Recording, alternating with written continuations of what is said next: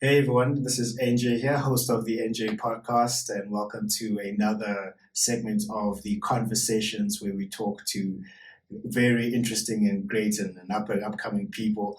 The purpose of this podcast is to bring together great minds and great thinkers and great doers from all walks of life, whether it's entertainment, whether it's sports, whether it's culture.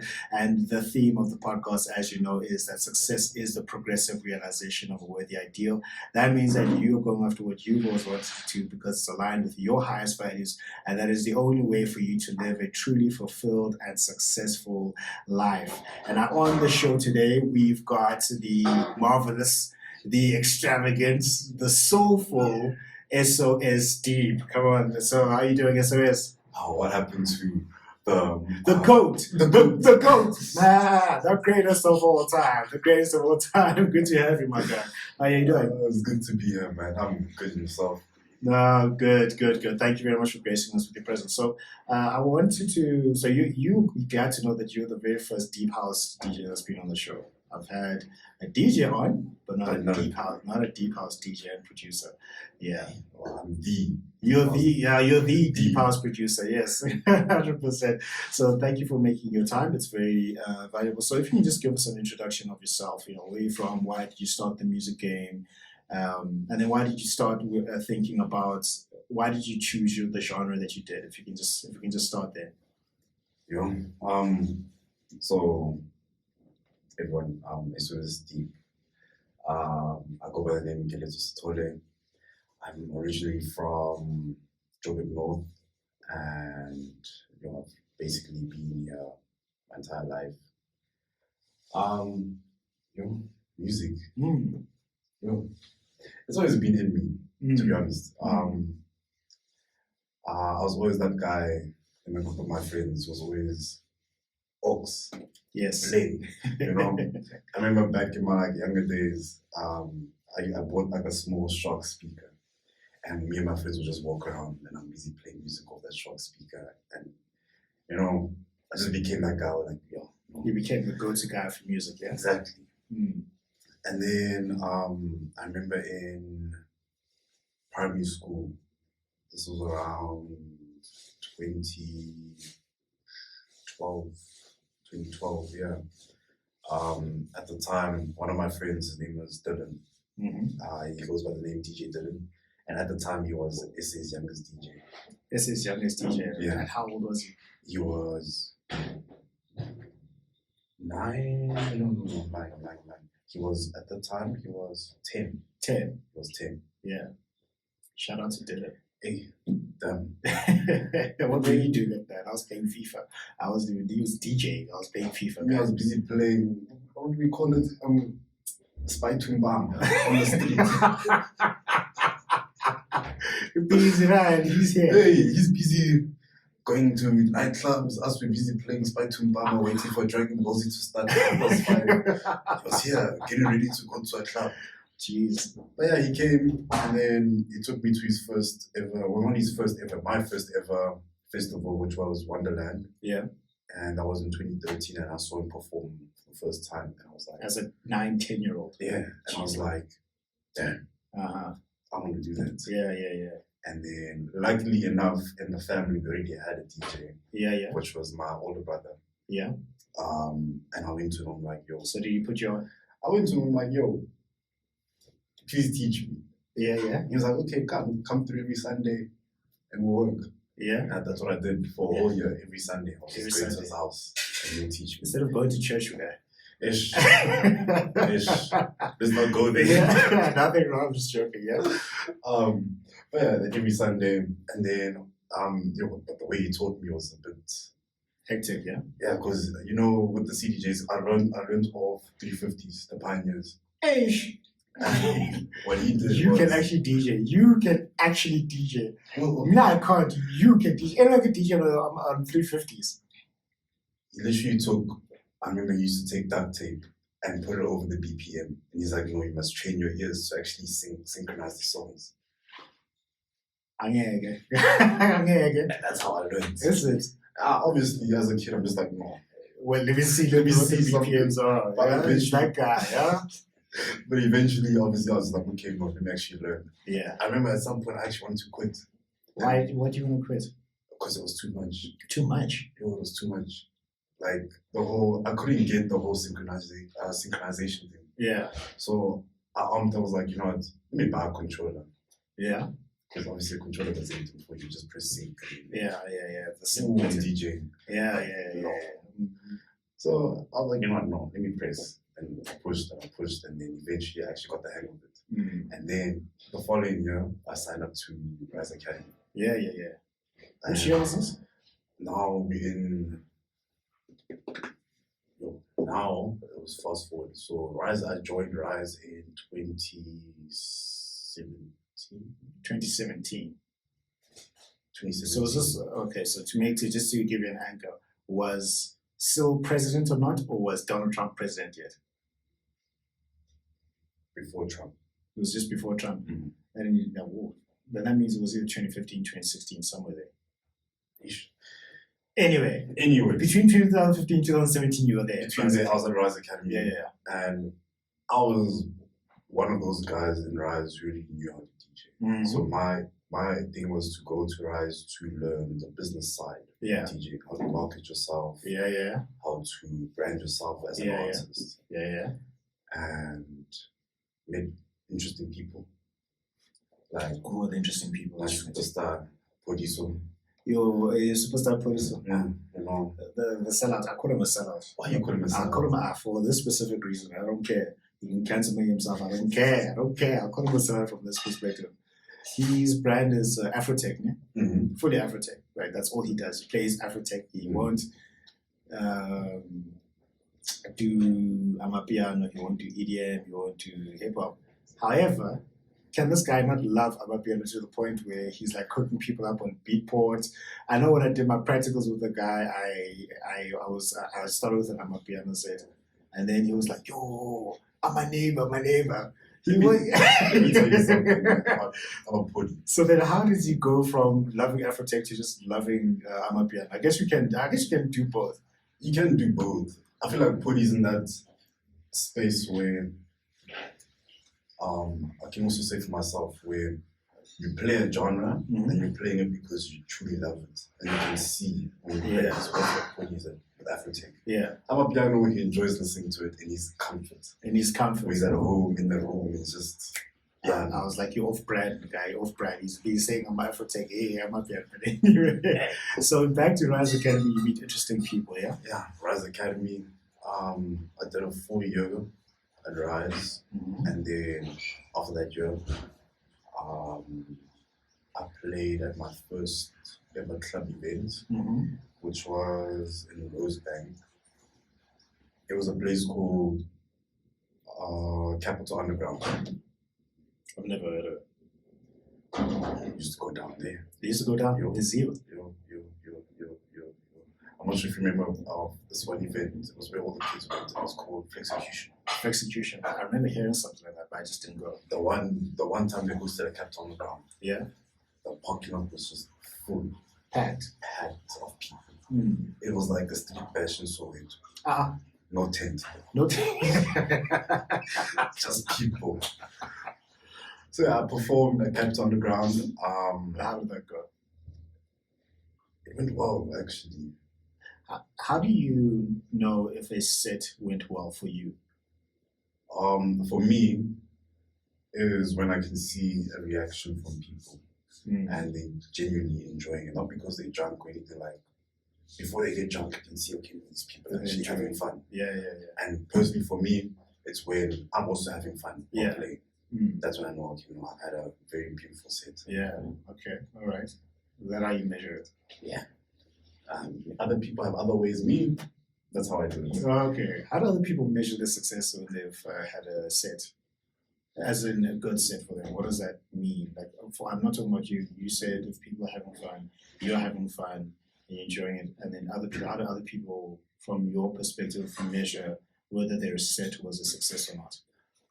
I think, based off what I've seen, I feel like many of the people in my circle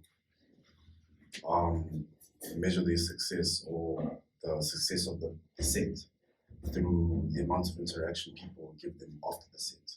So people come to you like, yo, well done. I feel like they do that. But I can't speak for them. You can't speak for them. This is what I see. This is what you see. Yeah. Well, you don't care. You can see that the person was having fun. Yeah. As long as you're having fun, do your thing.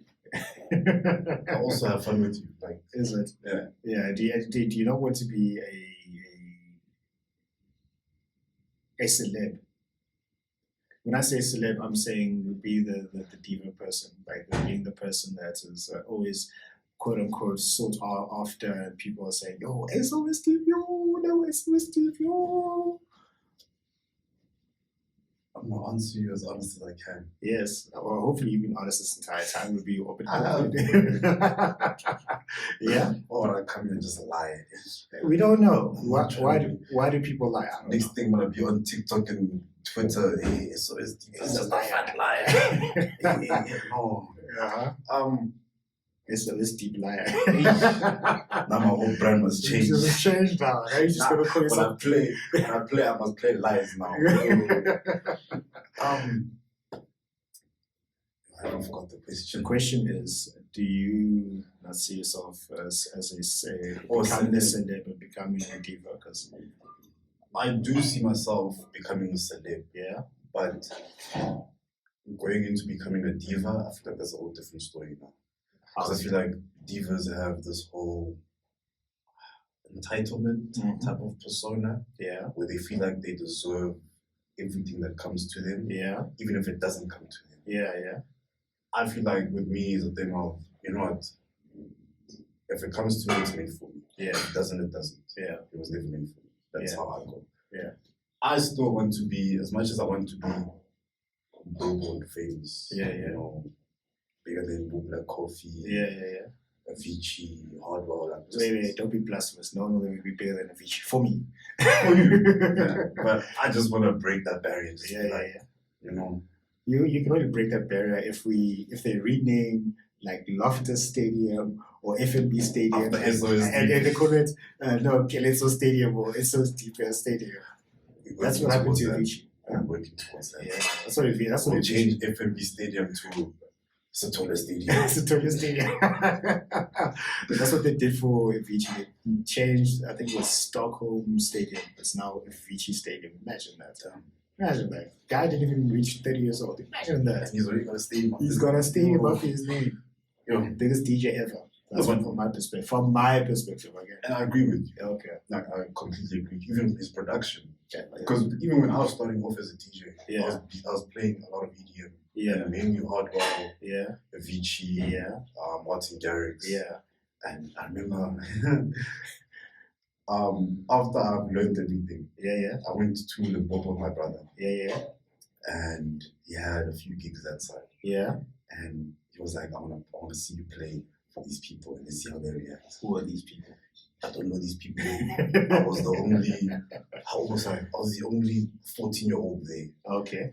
Imagine 14-year-old and 35-year-olds drinking beer and them sitting there like, yo. Hey, what do I do? What do I do? You're busy now in the orange juice, So then I play, and I'm playing my EDM. And people are actually enjoying it. And then my brother comes on and he plays Deep House. And then one of the guys came and was like, no. It's for EDM. Want that guy to come play. Want that guy to come play again. He even came to me and was like, give me a USB. I'm like, I can't because all my music's here. If you have a USB, I can transfer it to you. And then that's what we did. Oh, okay. So then you're not playing. And then sadly, in Limpopo, I lost those USBs. Oh no. So that's like music that I can't get back. You can't get back. Even if I try to search for it now. You can't find it. Yeah, we can find it, but you don't have that memory. Also, if I get it, where am I gonna play it? What do you mean where are you gonna play it? Like I can't perform them because now you're Deep House now. Hey, I'm a soulful guy. You're a soulful guy. I think well, you know what you could do? You could be a schizophrenic. Here's what you could do. Create another persona that plays just that. It's a lot of work. It's a lot of work, but how deep is your love? How deep is your love? Now I must wear a mask. Yeah. Pull a marshmallow. S.O.S Deep Squared. There's your EDM. The EDM one. Yeah. So you were saying that you want to be like Billboard famous, like Black Coffee famous, I wasn't Martin Garrix famous, Hardwell famous, Tiesto famous, Shimza famous. That's where you want to be, right? I want to, yeah. And it's not because of what I'm seeing now. Yeah. It's always been there. Like, I remember before the whole music came into play, I wanted to be global famous in terms of soccer. In terms of soccer? Mm. Football. There you go, football. My bad. Yes, your badness. We don't do any of that here. Huh? Get out of here. So, yeah, I wanted to be global famous in football. There you go. Yes. And obviously, my top player, and I feel like you're gonna kill me here. Yeah, why am I gonna kill you? Because you look like a Messi fan. Ah, of course. Yeah. Listen, I'm a Chelsea fan. From a football fan first, I don't care. I know what my team is, okay? So I'm a football fan first, then a Chelsea fan second. So I admire the artistry of people who can play football really, really well. With that, I do have my own opinions on who the greatest is. And if anyone has a contrary opinion to what I say, I'm fine. I'll let me hear out what you have to say. So you're not those type of people who basically thinks they the team manager. What do you mean the team manager? So you get those people who let's say an Arsenal fan. Yeah. And the way they fight with people is as if they don't just like as if they're like us in Wenger. That's what I say to Arsenal fans. No, I'm not a team manager because I can't manage. You're just a fan. I'm just a fan. The facts are, if my team is an atrocity, if they're bad, I'm going to say they're bad. If another team is doing well, then I'm going to say the team is well because you can see it. This is very objective. I like people like that. I'm fighting with people who think their team is Arsenal fans. Like us, that's my problem with Arsenal fans specifically. There's not a single Arsenal fan that you've met who doesn't know football. Every single one of them knows football. All of them. They all know football. They just support the wrong team. That's what I'm saying. Anyway, so you say, why was I going to kill you? Because I wanted to be the next Ronaldo, Cristiano Ronaldo. Oh, there's only the fake Ronaldo. Anyways. The fake Ronaldo. So you want to be like Cristiano Ronaldo, which is good. Yeah. Like I was very into it, and the music came, and I was just stuck with it. Yeah, you just stuck. Even throughout that journey, I found out that my dad was in a musical group. He played keys. Oh, he played keys. Why did I still start imagining Boys to Men? Ish. And it was something similar to that. Is it? Until this day, I haven't even asked him what the name of the group was. I swear. Was he that guy? Was the I swear guy? No, they used to. I'm not sure if you remember the genre called bubblegum. No. It was a huge thing. I think like the Limpopo and Mpumalanga. Sure. Yeah. I feel like also that's why he supported the whole journey because he was part of it also.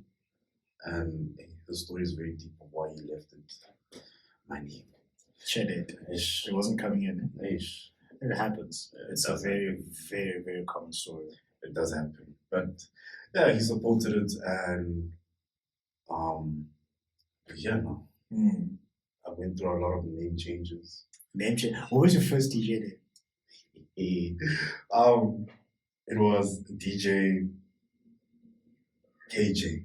DJ AJ? KJ. Okay, I can understand the K. What about the J? I don't know. I don't remember. You don't remember, okay. Then the next iteration of your name? What was next? Was DJ Gates. DJ Gates. Because that makes sense. My nickname at school was Gates. That makes sense to me, okay. I didn't like it. You didn't like it? I didn't like it. Okay. I don't mind people calling me Gates, but the whole DJ name was like, no. Gates, yeah. And then Rise, when I joined Rise, I was going by the name of DJ Soul K. DJ Soul K. Yeah. That makes sense to me as well. And then I ran with that name for a good, I think, 3 years. Yeah. Then I changed my name before COVID came, I changed my name to Morning and Day. Morning and Day. Oh, that sounds so deep. Yeah. And the reason why I changed it to Morning and Day is because I never saw S.O.S Deep going international. Oh, okay. So I was trying to find an international name. Yeah. And then Morning and Day came up. Yeah. And then recently, and last year actually, I changed from Morning and Day to S.O.S Deep. Mainly because I wanted a name. So this was last year it became S.O.S Deep. Yeah. Oh, okay. So I wanted a name that basically had my name in it, my actual name. Because I went through, before going to S.O.S Deep, I went through a whole brainstorm of, okay, should I use my government name? Yeah. Or not? Yeah. And then I ran for it for a while. I was like, okay, let's just toilet. I'm just like, no, man. My name sounds very formal. Yeah, so that's to act generations. I'm like, no. Boardroom. So I'm like, no, man. Yeah. And then, so how I came up with S.O.S Deep, you take Gelezo, yeah, and then the S.O, yeah, and then my surname is Sitole, oh, and then S.O.S. Yeah, I was like, save our soul deep. It doesn't mean that. I thought that for S.O.S Deep. And for the people out there, man, I just want to correct something. It's not sauce.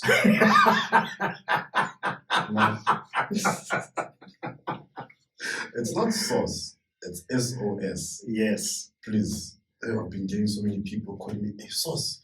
People are going to call you sauce. They're going to call you sauce.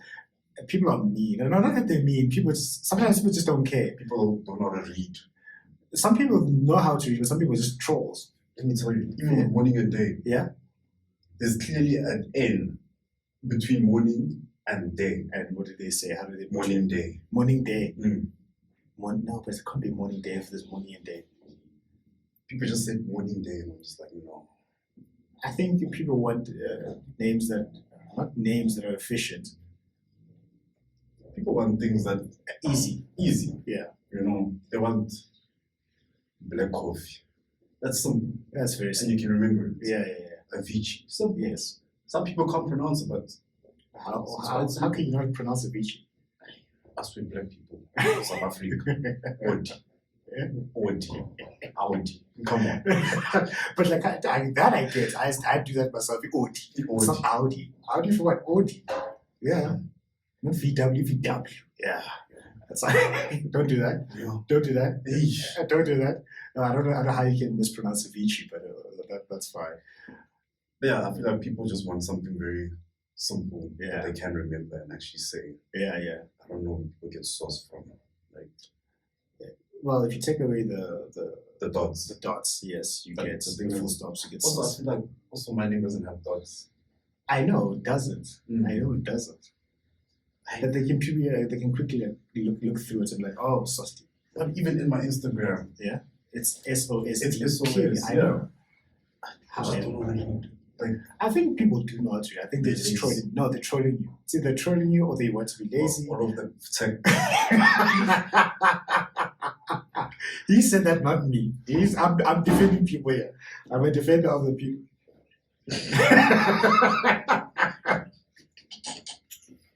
Oh, gosh.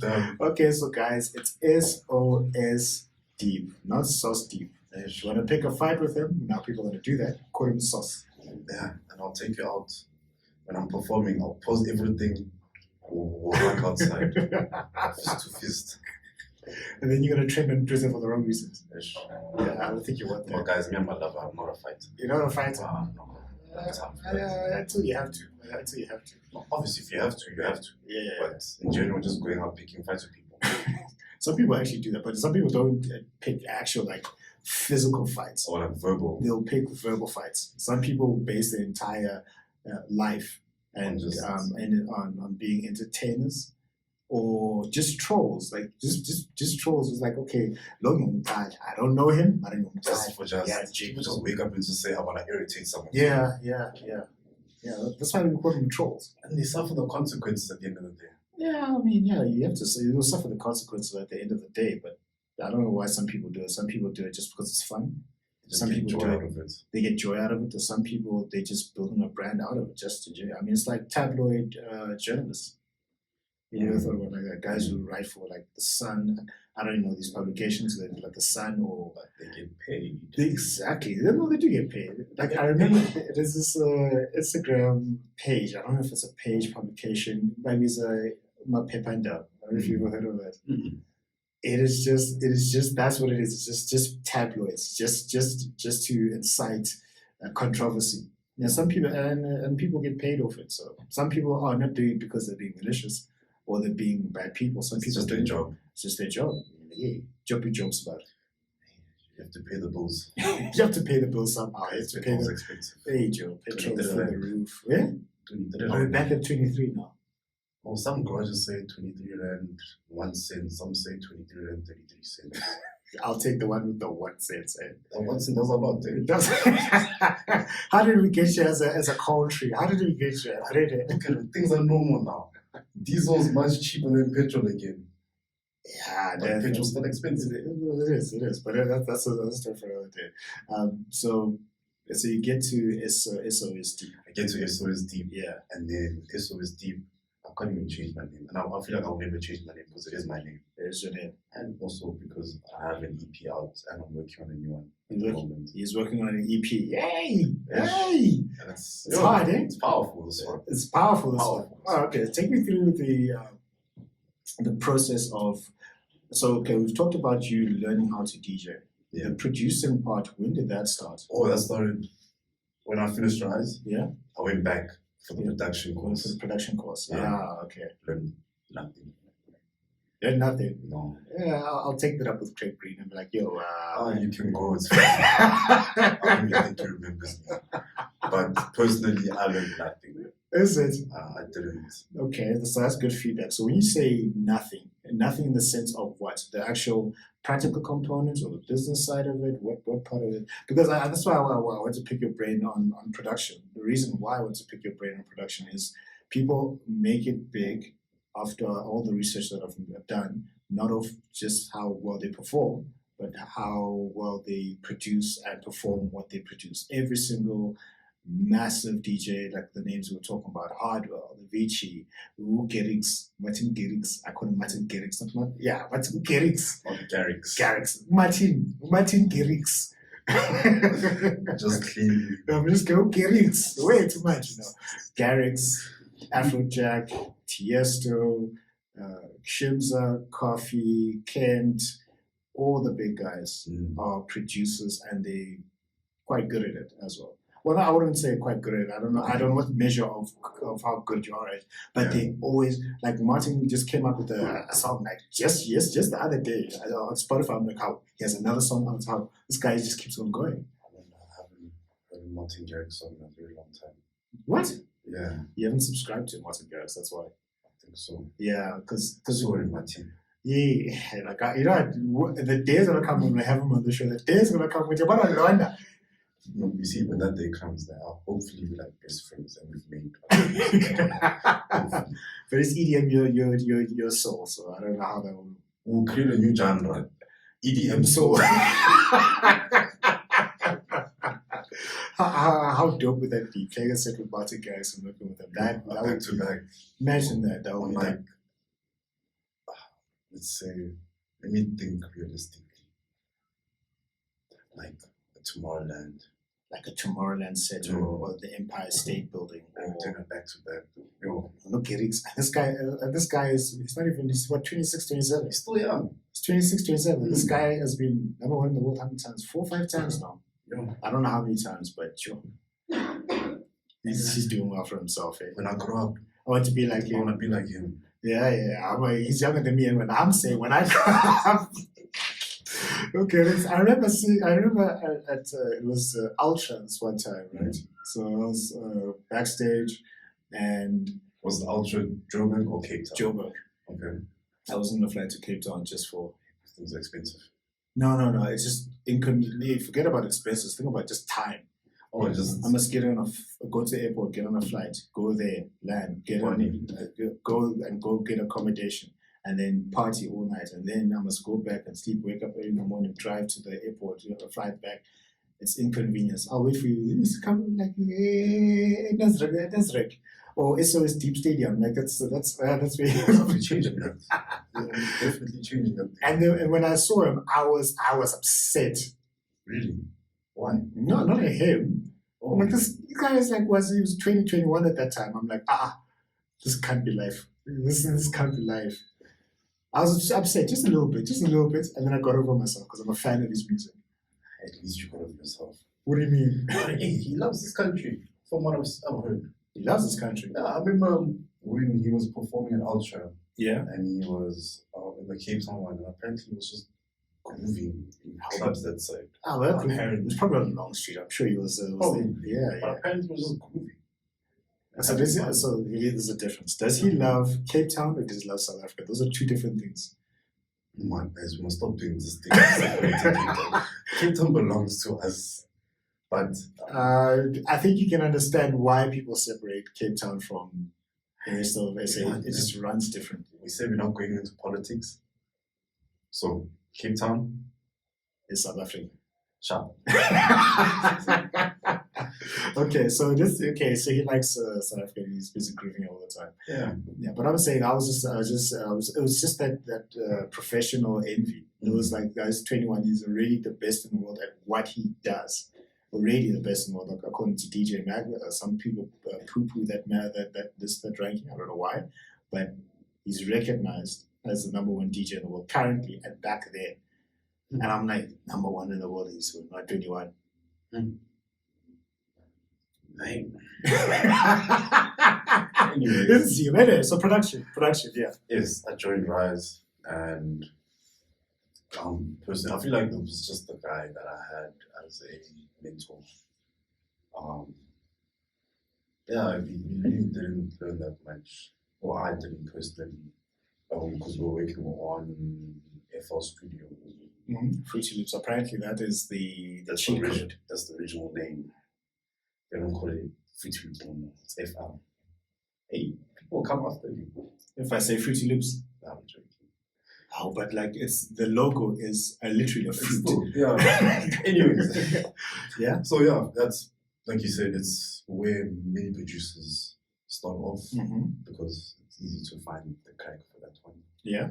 I hope I don't get killed. Find the crack for that one. Oh yeah, that version. Anyway, that version of Fruity Loops, you don't buy it because the guys buy things. Yeah, buy it. It's only 1,700, right? Buy the license. But yes, we worked on Fruity Loops. And, Yeah. At the time, I didn't quite have my sound in production. You know, it's very funny. When your sound is like your style. Okay, yeah. You know, it's so funny.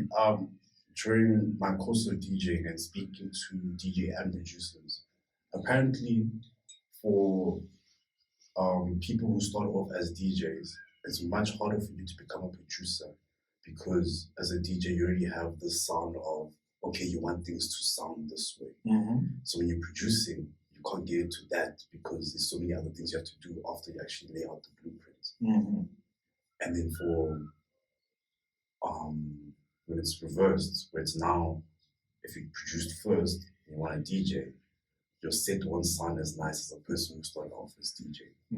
That's the conversation I'm having with people. And I did quite experience that, where I never found my sound because I was always trying to replicate someone else's sound. And obviously, you can't do that. Yeah, you can't. So then I just spent the year at Rise, production course, and gathered whatever I needed to gather, and then went home. If I didn't understand something, just YouTube it. And then I remember I used to also like search how to produce deep house like Magma. And you get those guys. You get those guys who take you teach step by step. Yeah. Yeah, and eventually I got the hang of it. And then they also sell you the stems, The right? stems, Yeah. all of What that. does STEM stand for? You know? Or does it stand for anything, or is it just called stems? I don't know. You don't know. I feel like everyone just knows, okay, stems. when I send you STEM, then just like, okay, no, I Because when I understand. first heard of STEMs, I'm like, how? What is STEM like? Because I know STEM is science, technology, economics, and mathematics. I just know them as that. Honestly, I don't know what STEM stands for. Yeah, I don't know if there's a meaning behind it or if it's just like, it's just one of those things. yeah, it's just one of those things where as artists we just say STEMs and we all understand all Yeah. STEMs. All right. So I used to do that. And then I remember when I finished my first ever track, it was garbage. Are you being hard on yourself, or was it actually garbage? That was terrible. Yeah. Even me, I feel like right now if I had to go back and find that song, Yeah. I would do much better in terms Yeah. of like remixing it. So yeah, I feel like I spent 2 or 3 years just getting the groove of actually producing.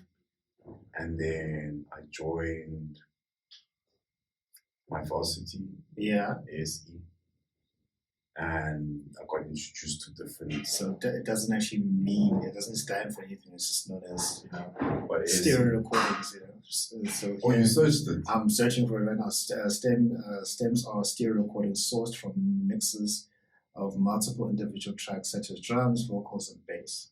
It doesn't actually stand for Anything. So it's okay. Yeah. All right, fine. I'll take it. So your first song was garbage, as it should be. yeah, it was garbage. I'm not being hard on myself. Like I know, like it's, I wouldn't even play it. You wouldn't even play it. Nah. I think you should just do like a throwback Thursday when you play it and just play that song. And be like, yo, this is where I started. And then I play what I finished now. Yeah, exactly. Started from the bottom. Now we're here. Yes, yeah, that's what we're going. Just going to the top. Yeah. Never looking down. Yeah. So I got to ASE, which is my varsity, and I got introduced to a whole lot of different DAWs. And DAWs.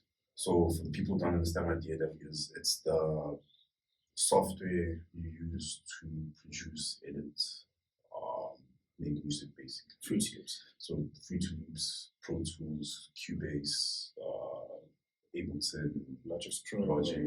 Which is the best? I know this might be a tough question to answer, but which is like the best one? Or does it depend on your level of understanding? I guess it depends in terms of what you want to do. Yeah. So for live performers, such like for people like Brian Megatroid and Stimming, apparently Ableton's the best. Yeah. And then if you wanna mix and master and recording instruments, apparently Pro Tools is the best. Yeah. Fruity Loops. Don't do that. Fruity Loops is a great place to start. I have no issue with Fruity Loops. I still use Fruity Loops till this day. Yeah. Trying to get away from it.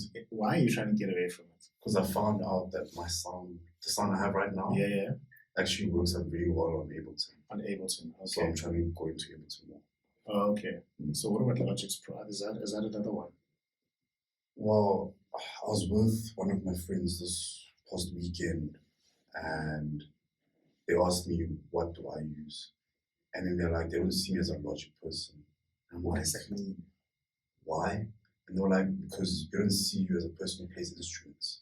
Which is true. I don't know how to play any instruments. Okay. Yes, I know how to fuck around and make terrible sounds with them, but I don't know. So like actually like play an instrument like guitar, or is that what they mean? Yeah. Okay. You have to use them. Yeah. I'm not that person. Apparently, Logic is actually built for those set of people, from what I've heard. Is it? So I'm not quite too sure on all the answers, guys. Okay. I thought you did, but that's why we brought you on. I thought you had all of the answers. I had all the answers. They are busy. You'd be out of here. You'd be with Martin Garrix right now. Exactly. I'll be like drinking whatever beers they drink that side. I don't know. I must ask them. I must go on Instagram and ask him. Yeah, you must ask him. No, nice. I'm It gonna, was good. yeah. It was fly us out. It was flat out there. Not me. You, like, What? your own player. Make my own player. It's fine. You're who I'd start with. I'd start off with Hardwell. Really? If I could start touring with someone first, Hardwell. I'd start with Hardwell. Because what he did on Spaceman was just crazy, man. One thing is, you are so into EDM, but you play Afrotech. Yeah. Why don't you just play EDM? Oh. Actually, let me ask this thing. Yeah. If you had to go into production, which you are going to, Yeah. what are you going to produce? What am I going to produce? Afrotech. I'll tell you why. Because you can easily transition it to EDM, I found. Yeah, because I know Afrotech is, my little knowledge on it, it's African-inspired techno. That's what I understand what Afrotech is. And there are so many sounds that from an EDM perspective, an Afrotech perspective, that can sound similar. And even from the BPMs, I know Afrotech BPMs normally go from 121 to 125-ish. Yeah, I think the slowest one probably be like 120. 120. I know some go all the way down to 118. Yeah, I know, right? Some go all the way down to 118. And then I know EDM, like pure EDM sounds like a Spaceman and pure EDM is 126. 128. I'm saying the slowest is like 126. The slowest is 126, 125. So I miss my days. Yo, when Ish. I was playing techno. Sorry, I love that song to death. I would produce Afrotech and then not mess around, but also do like EDM. I'd do like an 80-20 type of thing. I see. Yeah. Okay. That's what I'll do. I couldn't. Amapiano is fun. I mean, I love Amapiano. I like Amapiano. Do you want to know why I love Amapiano? Because I love Kwaito music. And this, for me, I see no difference between Amapiano and Kwaito. Now, instead of Kwaito being performed, Amapiano is being played. Yeah, because it's all the same thing. And then it's the same BPM. Almost every single one. Almost every single one is 112. I feel like you're with me, and I feel like all my piano music will come out. We don't care. Anyways, personally, this is for me. Yeah. And I feel like it's because I like deep house. Yeah. I prefer private school piano over the commercial piano. So the piano you find like TikTok and. What do you mean private school? What do you mean? Like the Calvin Momo, Gabba Oh, okay, yes. I prefer that type of piano. Yeah. Then. Because you're not, if you, by virtue of you saying deep house, you're not as commercial. You're not interested in hits. No. No. I don't know if you can call it like the lounge. The underground. Yeah, that's me. Okay. I mean, commercial's nice. Yes. Yeah, it is. I mean, it's nice. Yeah. But I'll play it for like when I see there's a bunch of women. No, because the women love the sing-alongs. Yeah, well, they do. They do love sing-alongs. So I'll play it like in that type of environment. But if it's an environment where I can see it's a purely deep house crowd, sure, just go underground and they'll love it. Yeah, especially like if you play like the Stay True Sounds catalog, you're mad. You go mad. Yeah, you must put me on. It's just for me to listen. I'll sing it to you. Put me on. Yeah, put me on. And you know what, man? Since we talk about Stay True Sounds, Kid Funk, we need to talk. Yeah. No, like, we need to talk. What are we talking about? Hey, we need to talk. That's what I'm saying. Him and I, one day I'm going to see him. You're going to see him? I'll be like, listen, my brother, I like what you're doing. Yeah. Because what he's doing for us as deep house people is amazing. The fact that he's taking it international. Because obviously deep house is never going to die. We all know that. I don't know that. Deep house will never die. Why do you say deep house will never die? Because the majority of the genres that come out in SA are influenced by deep house. Think about Piano. Yeah. I remember I found, what was the song? I forgot the song. But there's a few songs that are, I don't want to call them remixes, but you can hear that, okay, no, this particular sound comes from this deep house sound. Yeah. Okay, so basically you're saying deep house is like the foundation, It's like the blueprint. the blueprint. And Okay. then you just add in your other extras on top Yeah. of that. Okay, I see. I see. I'll try and play deep house and see how far I go, but I just know it's not necessarily my thing because I'll enjoy the high energy type things, you know. Which is very weird because didn't your brother also make deep house at some point? Can't remember. Like Before he became Temba, he was reforming yeah, deep house. that wasn't deep house. Like Mikasa. That was just that one part. That was just that one part. So you started off with hip hop, funny story. Oh, I know that. I'm like, how did we? But I'm just going to clarify. I never really got into his music. Yeah. I liked his music. I never really got into. I think it's because of like bias, because like you know the person like how and no, I also get the same reaction. people were like, oh no, he's so great. I'm like, is he? No, is he great? No. Like no, I've seen that guy grow up. I don't know how he is. I learned that. I was shining palm school. I never really like for me. I never really got into DJs and DJ music until it started with EDM in 2011. That's how it started. I was like, because I'm studying at university and you need music to get you through the work. Yeah, if it's not music, drugs. But so I stayed away from the drugs. I was like music. I was like music, right? So music is the answer. Especially S.O.S Deep. S.O.S Deep music, like unapologetically promoting yourself. I like it. No, for me, it's like I don't know. It only started with Armin van Buuren. Oh. Okay. State of Trance. You know, Armin van Buuren. I was like, and how that happened is I was just looking at, and there was this one episode, it was like a platform called 8 Tracks. Mm-hmm. Yeah, 8 Tracks, right? Then I was just looking for mixes and EDM mixes. When I started hearing Levels and Avicii and Hardwell, and then I started listening to his podcast religiously. Armin van Buuren.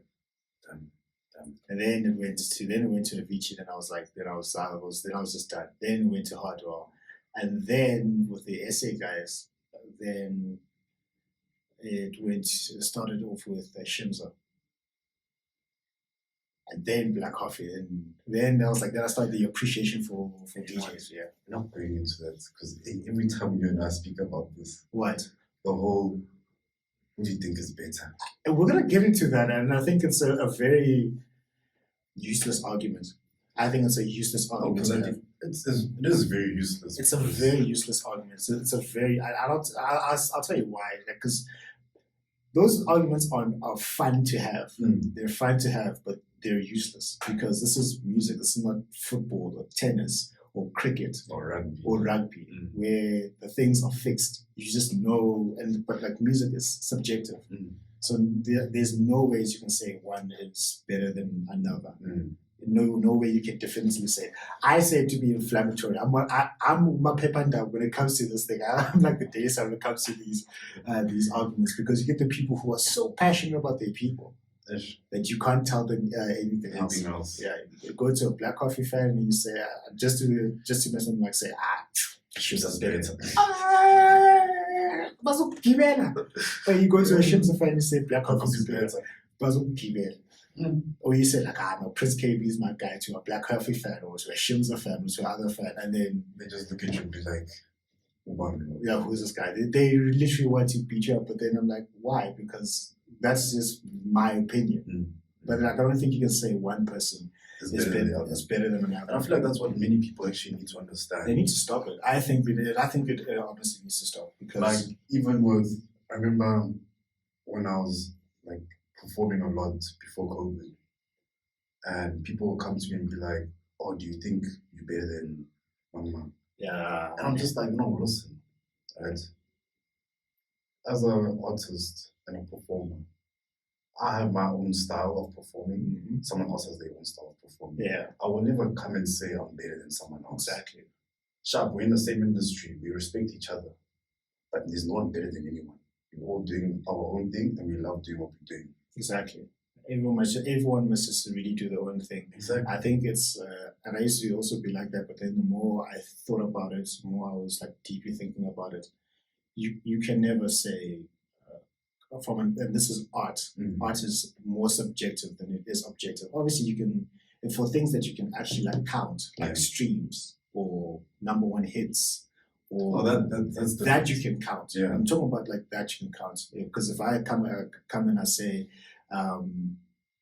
from a numbers perspective, Eminem is the greatest rapper of all time. Because you're looking at the numbers. I'm looking at numbers now. I'm looking at accolades. I'm looking at Oscars. I'm looking at numbers. But I now, can't want to say Eminem's better. But now, without the numbers, it's just a personal now, thing. Now it's a personal thing. You actually listen to music, you might just be like, okay, no, but his numbers are good, but he's not that great for me, you know? And you might say, okay, no, like, oof, what can I bring into this? Let's say like a 50 cents. Yeah. Right? You might prefer Eminem, and Yeah. I prefer 50 cents. Yeah. And like you said now, Eminem has a bigger streaming amount. Yeah. Right? Than 50 cents. I'm not saying that's accurate, just example. Right? But to me, 50 cents will always be my goat. Yeah. Because I actually enjoy his music. Exactly. Yeah, well, but people don't understand that. They just want to hear. They want to fight. They want to fight for no reason.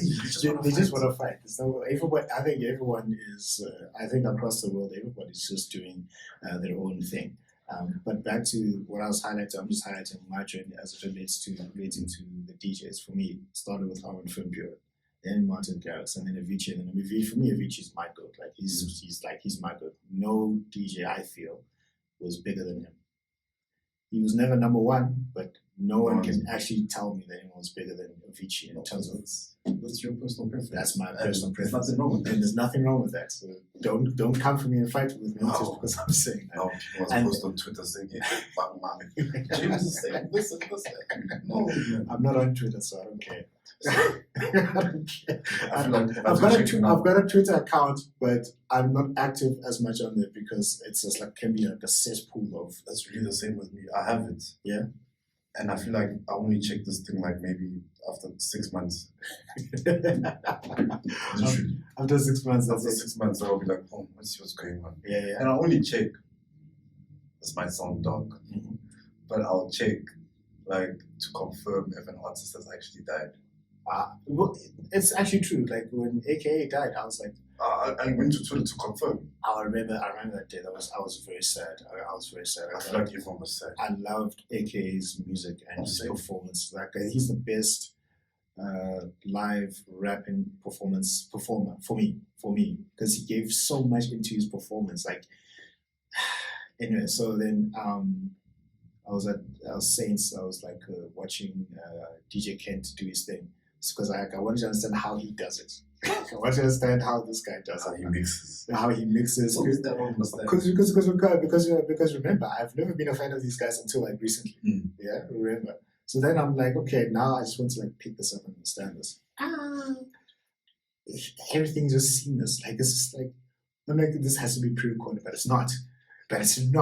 He doesn't even use record box. He doesn't use record box. I wasn't told. Yeah, you don't. Some of us were taught that. No, like I'm being given so many people forcing me to use record box. Guys, leave me alone.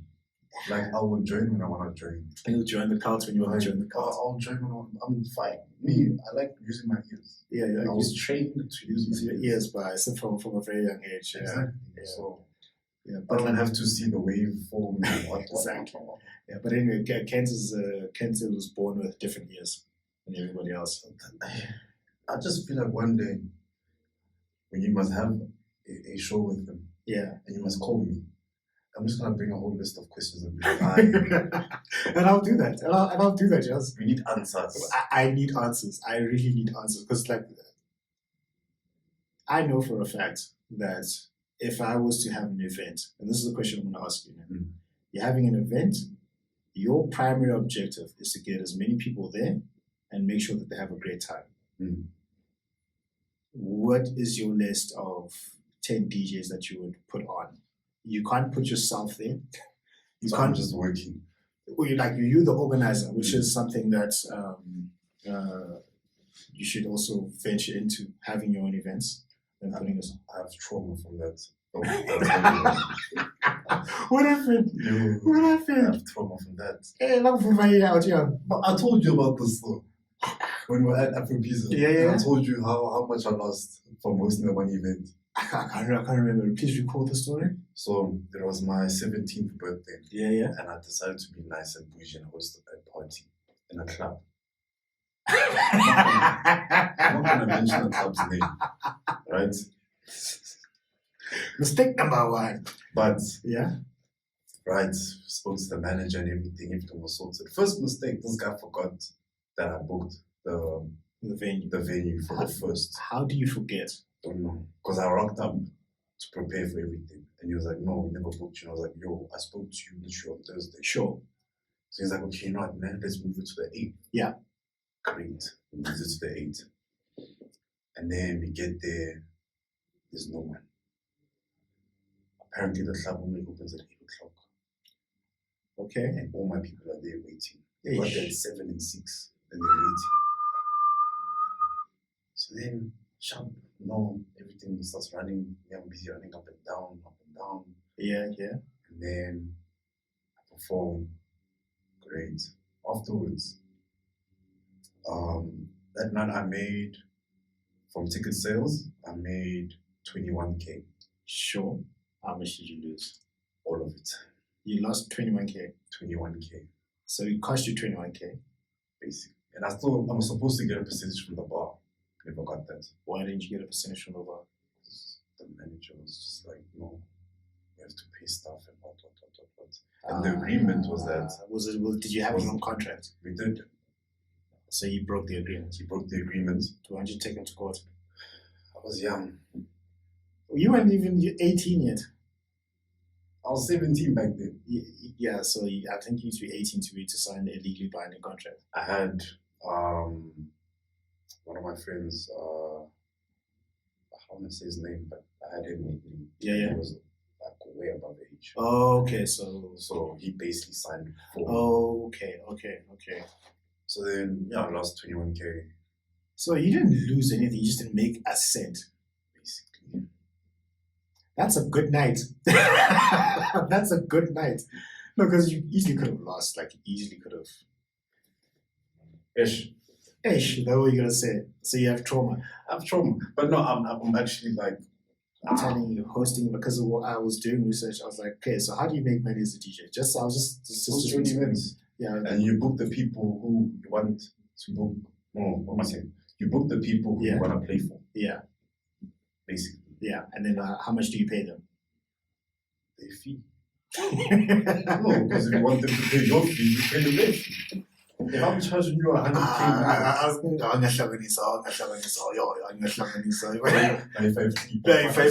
this guy charges 100,000 and you give him 5,000. Imagine that. Some guy is 6 year corona nigga. And I'll pay with exposure. Does that still happen today? If you ever book me and you say I'm gonna pay with exposure, I'm gonna swear at you. Fuck. I'm gonna swear at you. Guys, people need to understand. I'm gonna say there's no such thing as exposure, man. You as a person who's running an event, you're not known by anyone. Yeah. And you come to me and you say you're gonna give me exposure. Yeah. No. If I'm playing for, let's say, an event like Ultra, or Coachella, and they're not paying me, and they say we'll give you exposure, that I can understand. Yeah. Because now people be like, wow, you got to play on those stages. Yeah. Why did they book you? Yeah. But if you're just some person hosting it wherever, somewhere in Randburg, and you say exposure, every event organizer in Randburg, don't book this guy. Just try. Don't book him. No, but I get you. Book me, you make money. Yeah, that's all. I didn't know that still happened. It still happens. And well, they're not going to give you at least like a bar tab here's the thing, seating or preference. Like, do they give you some form of? They don't give you anything. Well, some of them don't give you anything. Some of them will actually be like, you know what, we'll cover your drinks, and if you want to order food, we'll cover that for you, right? I For think that's me, fair. it's fair, right? Well, not all the time, but it's not all the time. With me, I would accept that if you want to see me perform and see how I carry your vision Yeah, in the yeah, club. Let's say I'm performing there for the first time ever. yeah, I'll accept that. yeah, Second time you book me, I'm expecting payment now. yeah, Because you're booking me back for a reason. yeah, So now it's a thing of, okay, let's talk money now. yeah. And not, hey, my 6 corona, my ribs. Nothing wrong with ribs though. Nothing wrong with ribs. I love ribs. But ribs does not go into my petrol. It doesn't. It doesn't pay rent. It doesn't pay rent. So it doesn't pay your license fee for your production stuff. Exactly. You know what I mean? So first time round, sharp, you can negotiate something. Second time round, I can't sort out Wi-Fi with ribs, can I? you can't.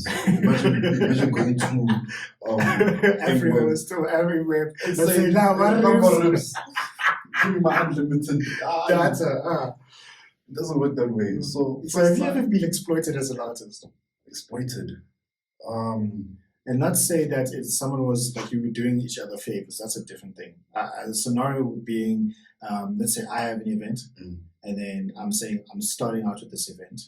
I'm trying to build the exposure.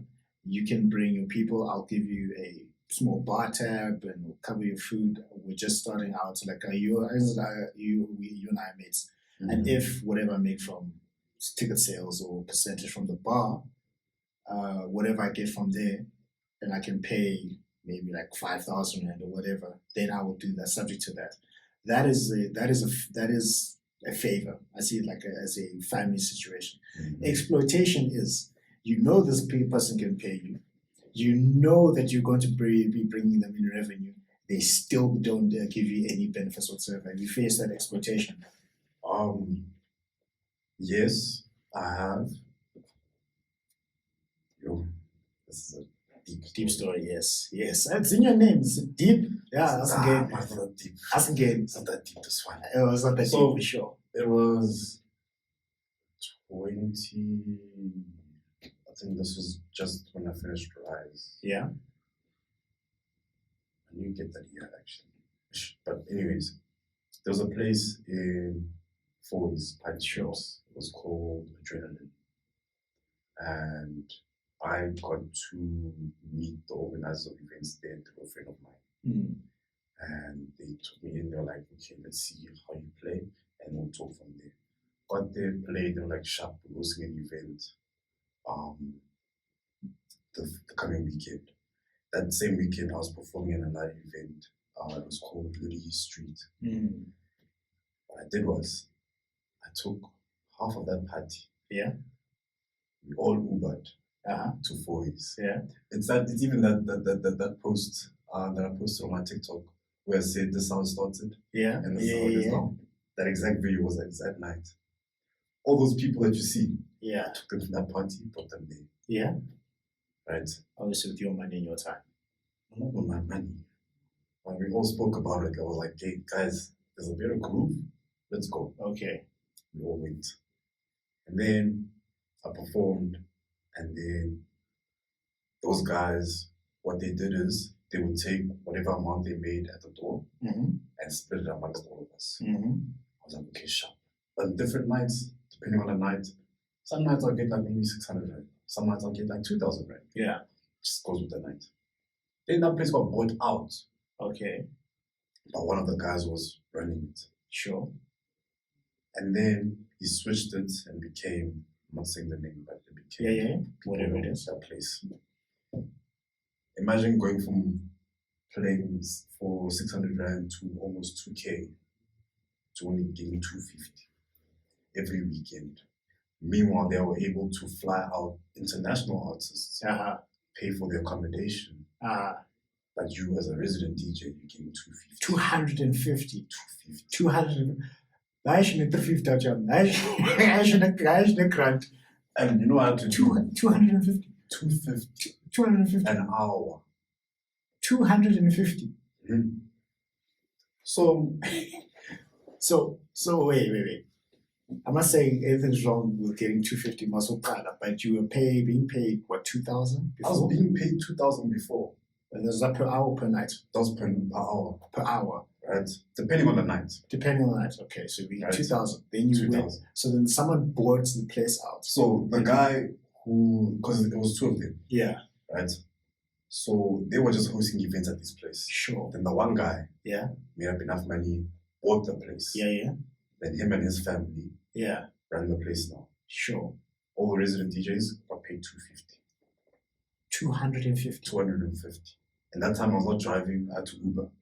And from where I So stayed, you made 0 rand, I made 50 rand. 50 rand. Now that's more like, what are you gonna do with 50 rand? It's like a packet of whispers. Exactly. So what I had to do during those times, actually, I was still in high school, so I would take my pocket money, Yeah. and not spend it. Because I knew, okay, Saturday I have to use an Uber to go to those gigs. And then when did they pay you? On time.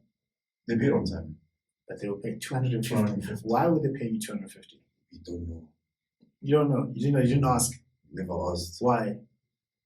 Hey, I don't know. Again, you're young. I was young, Yeah. but- Okay, Like, so can someone try pull that stunt with you today? Oh, now? Yeah. No. You should have seen No. your face by now. And here's the thing. Here's the thing. I literally, in a sense, I thank COVID Yeah. because it literally opened people's eyes, like, especially in the entertainment industry. Like, Yeah. before, if you look at, like, the likes of, can I say their names? That's up to you. Hey, can you say their names? Yeah.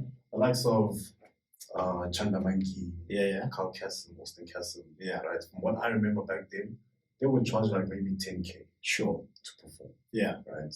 Now they're charging like 40, 50K to perform. Yeah. Because, and also that, I remember I was speaking to my friends. So how did they go from 10 to 40, 50? They brand grew, and obviously, in a sense, it opened up doors for us upcoming DJs to also charge more. Yeah. So now, for me, I can go to someone and be like, I've played here and here and here and here. Mm-hmm. That's how much I charge. Yeah. Whether you take it is up to you. Yeah. At the end of the day, I'm not gonna fight with the promoter and be like, oh, book me, what. No, like, if you want me for a reason. Yeah. And obviously, there'll be some events where I actually approach them. Mm. They say no, they say no. Matter when I'm big. Exactly. Mm-hmm. Don't be the ones calling me saying, hey, Papa, remember that time when you wanted to perform? Hey, Miss Esther, we'll With a pay, slot we'll, for we'll you. pay you your fee. I'll charge them double. Charge them double. I wouldn't charge them double. What do you do? Triple. Triple. What do you do? I'd charge them the same. The same. Yeah. Just standard fee. I'd charge them standard fee, and I want a percentage of on the bar and ticket sales. Oof. Are you going in hard? Miss? Oh, you need. You're taking all their money. I'm not taking. I said a percentage. I'm not saying the percentage. You pay me my fee, and a percentage. I believe in equity, and then a standard fee. Okay. No. I believe in if someone was to say, let's give you 10% of an event fee, 10% of the ticket sales and 10% of all the bar sales, I'm going for the 10% all day. Then for my standard fee. I'll also do that. Obviously, it depends on context. Yeah. No. Yeah.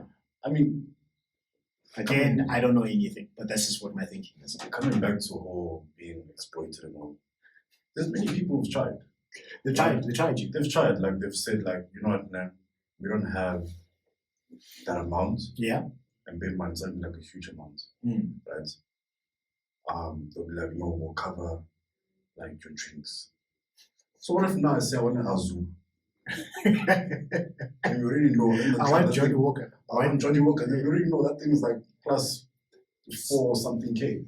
You already know that. Are they gonna pay you? They give you that. So how are you able to give me that, but not just pay me my 4.5 or my I don't 5K? I don't know. You know what? Next I want to bring in just pure event organizers on the show, just so I can ask these questions. My thing, and I wanna be there. Because the one question I wanna ask Who do you is, want to ask? why do event organizers treat their resident DJs badly? Do they? Do like all of them? Remember, I said I got paid 250. Okay. 250. Yeah. I'm the guy when there's no headliner. Yeah. I'm the guy who's keeping your party going. Yeah. For me and other people. Yeah. We're the ones keeping your party going. Sure. Why do we get treated so badly? I think they're familiar with you now. I think maybe it's a familiarity thing. That doesn't make any sense though. I don't know. It's like working at like any company. Yeah. And then your boss says, "Oh no, because now you and I are pinches, I'm gonna take." That is a very good point. You see, that is a very good point. I don't know. I'll ask them. Please. I'm with S.O.S Deep has the question: why are resident DJs treated like 3/5 of a human being? Yeah, like we're the ones who keep your business running when you don't bring someone else. I see. So why do we get treated so bad? Is it? That's one question I want to ask. Okay, I'll ask. But other questions, but you'll call me that day. Yeah, just don't come with like your blades and your guns and all that. No. Guys, there's no violence. There's no violence here. No. It's just honest questions. They'll answer. If we like them, we'll tell them sharp. If we don't like them, we'll talk more about it. Okay, so so somebody comes to you, S.O.S Deep, and then they say to you, I want to start off as a DJ producer. What is the blueprint that you'd share for them? Also, given that I would say, are still quite early in the journey. Yeah, because you're still quite early in the journey. Yeah. Until you have a stadium rebranded to your name, you're still early. You're still legit. So they start, because a lot of people are found, I don't know why they're afraid to say they want to go DJ, they want to go produce. Why just go do it?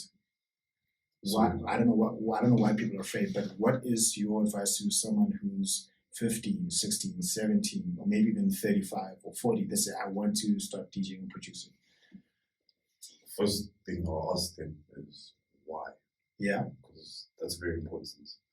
If you're doing it for the fact that you're seeing that, okay, people are having fun, they're eating nice, there's money, you're doing it for the wrong reasons. Well, you hope there's money. Obviously, you hope there's money. No, guys, we don't do things for free. No. But there has to be love behind what you want to do. Because you, as an artist, it doesn't matter if you're a painter, a dancer, if you're doing what you love, it connects with the people. Sure. But now if you're just doing it for the sake of money, people can see that. You know? So I'll ask them, like, what are you doing this for? What's the reason behind it? Yeah. Based off the question, talk further. Next. But let's say they say, for love of music. I would say, if you're a DJ, just go to events and if you can, go behind the decks and just watch the person DJing. So you can actually feel, okay, no, this is the type of energy that's being projected here. This is how I control the crowd. You know, just go to different events and see, okay, no, when I'm playing here, I'll play this and this and this and this. Then you find your particular sound that you want to play. Sure. Then from there, that's when you're like, okay, sharp. I'm gonna work on this. Find a friend, go to school. Sure. Where you get taught how to actually mix and all of that. And then find your brand. Then you run with it. Then you obviously market yourself from there. Get your first performance. Sure. And then in terms of production. Oh yeah. By the way, if you're watching the DJ play and they've got the sync button on, nothing wrong with that. I know you have a problem with it. I know you do. Listen, I know you do. You've got a problem with that. I have a problem with it. I won't even lie. Right? But I will never look down on anyone that does it. Is it? Why? Because you're not me.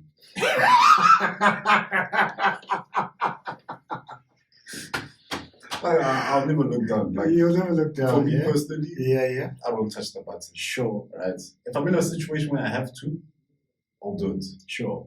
But I'll never touch the button because of how obviously I was taught to DJ. If you're taught to DJ with sync, you'll play with sync. If you're just taught to use your ears, you'll use your ears. If you're taught to look at the BPM, that's how you work. For me personally, use your ears. I use my ears. Like sync. Guys, do what you want to do, honestly. Remember there was a meme. Remember when Elon Musk bought Twitter?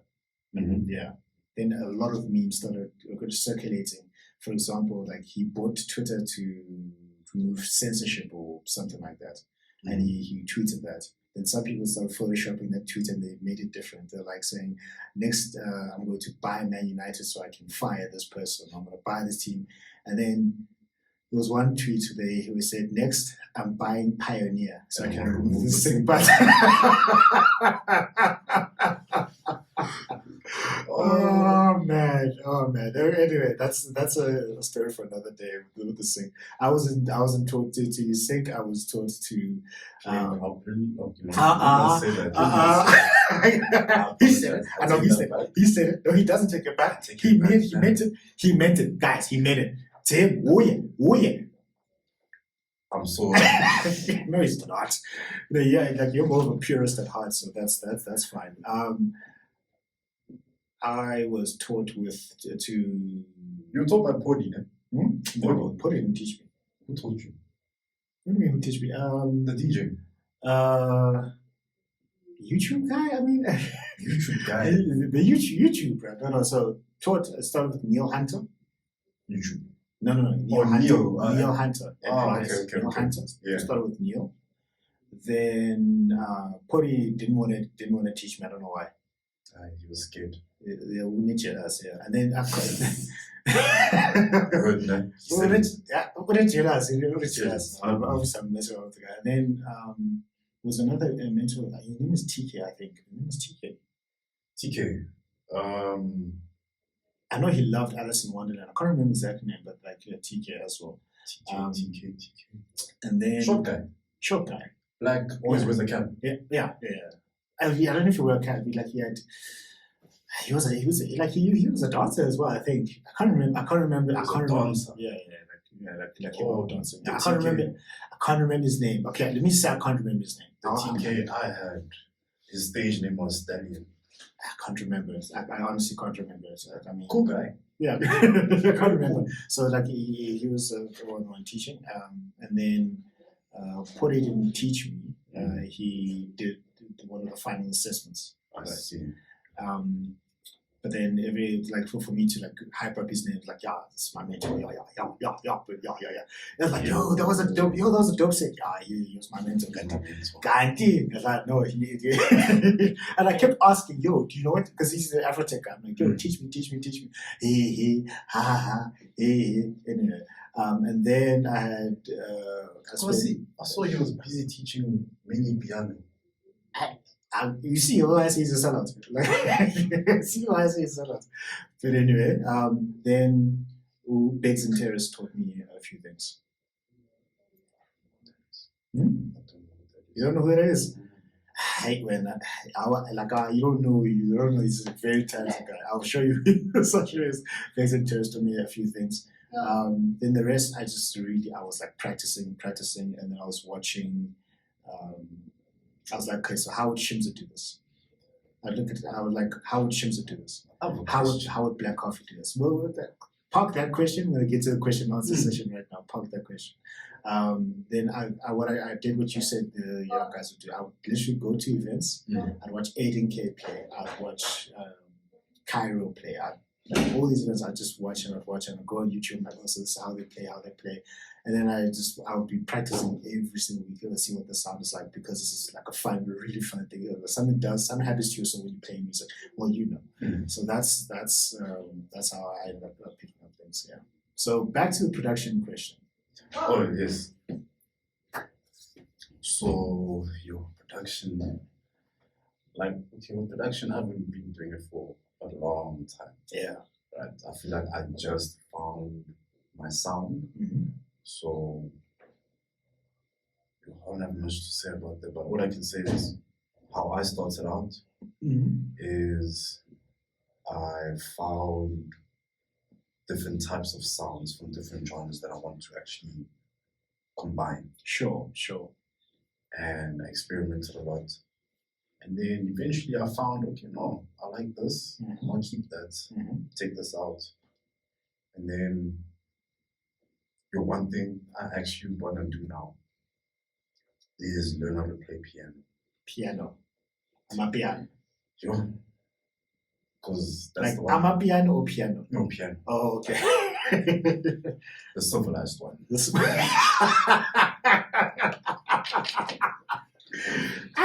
know, the suit and tie. the suit and tie piano. Yeah. Not Lady Do and Devon Gogo. Bizuma Mami Azom. I couldn't believe that was an actual song. Like, and I'm like, and you know what the worst thing about that song is? It's not the lyrics. It's not how good it is. It's the fact that I enjoy that song. Oh, I enjoy that song. I'm shy. Wow, where? Do you know how wretched that song? There's lyrics in the song. You know, it literally means, "Mom, Dad, come fetch me from a party because I am so Drunk as fuck. Daggy, I'm going to take this savannah on my head. Hey. That's wretched, and I love it. Lady Do, thank you very much for that song. Devon Booker, thank you very much for that song. What? And that song, it did wonders, man. Yeah, that song, Daggy. And it was on repeat on Spotify. It was one of my top 10 listened songs in 2021. That song hits different. Not John Wick, but anyway, John Wick's a different one. John Wick, Yo. 7 days in Vicky. Especially the beginning part. Yeah. I feel like that's what catches everyone out. Yay, that song, yeah. Production. See what to learn how to play piano. Okay, I right. want to learn how to play piano, and I suggest people also do it because it helps you a lot on how to structure chords in an I actual song. see. Because, yeah. Oh, okay, so that's why I've seen some people when they've got the entire studio set up here that I've got when I just kitted up for a show. They've got like keyboards here. Is that why? I didn't understand why they did that. Yeah, in a sense. Ah, Yeah, it's just to have, what can I say? To have the human touch in your music, yeah. especially with the keys. Because us as South Africans, man, one thing I've realized with Deep House, it's the keys that catch the people. Like the whole chord progression. Yeah. Especially like with the old house, Mm. you know, where it was very instrumental. Yeah. That's house, you know. Mm. So if you want to go into a house or any genre, actually, just learn how to play piano. I'm trying to do that now. Mm-hmm. What else? Just find a sound, enjoy it, or don't be afraid to release or send to people. Don't be afraid to release I that. struggled with that for a long time. Is it? Why? Because was it the entire imposter syndrome? Is it well, people going to like it? Is it good? It's the whole self-doubt thing. And it goes back to what I was saying about you being a DJ before producer. Oh, you so have that. It's that tension. It's that exactly in your head. You have that thing of shit. Yeah, I want this thing to sound exactly like this. Yeah. And if it doesn't sound like that, it sounds trash. Yes. So you just doubt yourself a lot. I see. So now, speaking to many of my production friends, they're just saying, no, not. Just release, send it to people, because you never know who will enjoy it if you don't send it out. So right now, that's what I've been doing, just sending it out and being more comfortable with actually performing my own stuff live for people. Oh, okay. All right. No, that's good. So, guys, if you want to be a DJ producer, just call S.O.S Deep. He'll show you how. Guys, don't call him. DM him. Yeah. Slide into the DMs. Slide into the DMs. If you miss, you miss. If you score, you score. If you miss, you miss. Act as if this is a penalty. Like, that's not Isn't it though? I don't know. I'm the goalkeeper. You're the goalkeeper. I decide whether I want to allow that ball to go through or not. You know the funny thing about sliding to people's DMs? Before I even do that, I must know who you are first. Oh, face to face? Yeah, first. Yeah. Then I'm not going to just like slide to just slide in and be like, hello, we met at wherever. Yeah, exactly. You remember me? You remember me? Yes, I remember you. Yeah, 100%. Can I have your number now? Yeah, exactly. Yeah, so, okay. So then, sort of like a final question. We're probably going to go over just a note when it hits 2 o'clock. The lights are going to go off, but this is still running, so we can still carry on if you're comfortable with that. Yeah. Okay, cool. Don't worry, I'll just edit the video to make it seem like there's more light. Right. So with you have an event, right? You you forget it. Like your genre is you want Afrotech and deep house, Mhm. right? Something similar to Afrobeats, something similar to Deep in the City, something similar to that. You are the organizer, right?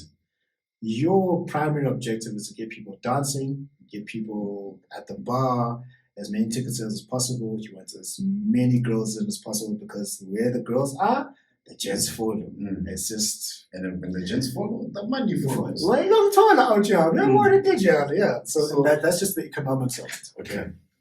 Now, and this is me staying away from the GOAT debates or greatest debates on who's better than who, because as we established, it's a useless argument to have. You have a lineup from 12 until 12, midday until midnight. Okay. And then after that, you put in people who just go into the night. But these are the people who are not really that established now. So your entire objective is to make the money, bring the crowds in, and make sure people have a great time. So you've got about 12 slots. You've got about 12 slots. You can make it 10, and the other, then two people have like 2 hours. That's completely up to you. Who is on your lineup? And your headliner is the person you know is just going to rock everything. So who is on your lineup? I think that's a more constructive conversation to have. And this is according to S.O.S Deep. And you said the event is focused on Afro House, so Afrotech. It's Afrotech, Deep House. Afrotech, Deep House. If you want to throw in an Amapiano cat, then you can. I don't know why I call them Amapiano cats. They're just known like that in the streets, you know. And I can't put myself. You can't put yourself. Okay. You're working. I'm working. You put yourself on after 12, but from 12 until 12. Okay. Why can't I put myself? You can put yourself after 12. I was going to say headliner SOS. No, let's be serious. Okay. I know you, because I know that's exactly what you're going to do. Let's be serious. Yes. You're throwing an event called S.O.S Deep in the City. S.O.S Deep in the City. S.O.S Land. S.O.S Land, yeah. There we go, S.O.S Land, yeah. Okay. I'll have, it's 12 hours. Yeah. They're gonna do 6 then. So I'm gonna have a very progressive night. In fact, no, I'm not gonna name in order. I'm just gonna name people. Just name people.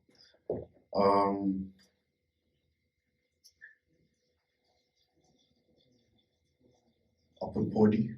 Okay. You. Yeah.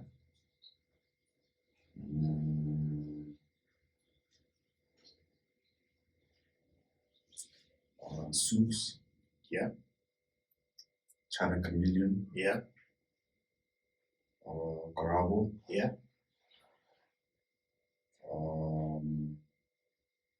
Takabo. Yeah.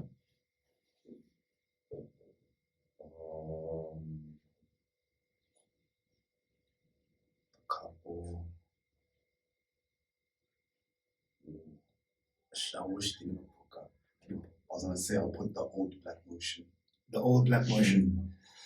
Yeah. But Ish. Yeah, ish. Ish. I'll put Sanel. Sanel. Yeah. Sanel. I'll put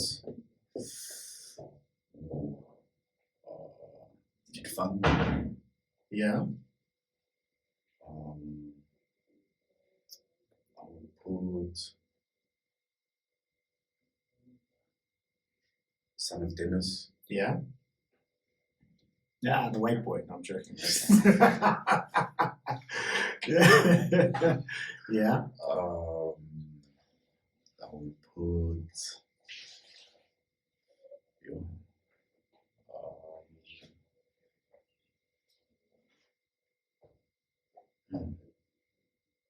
You've got 3 slots left, and one of them has to be the headliner.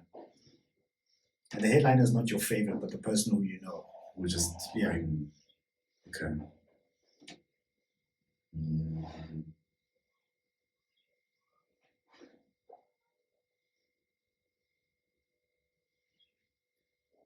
Damn. DJ Bootle. Got two more.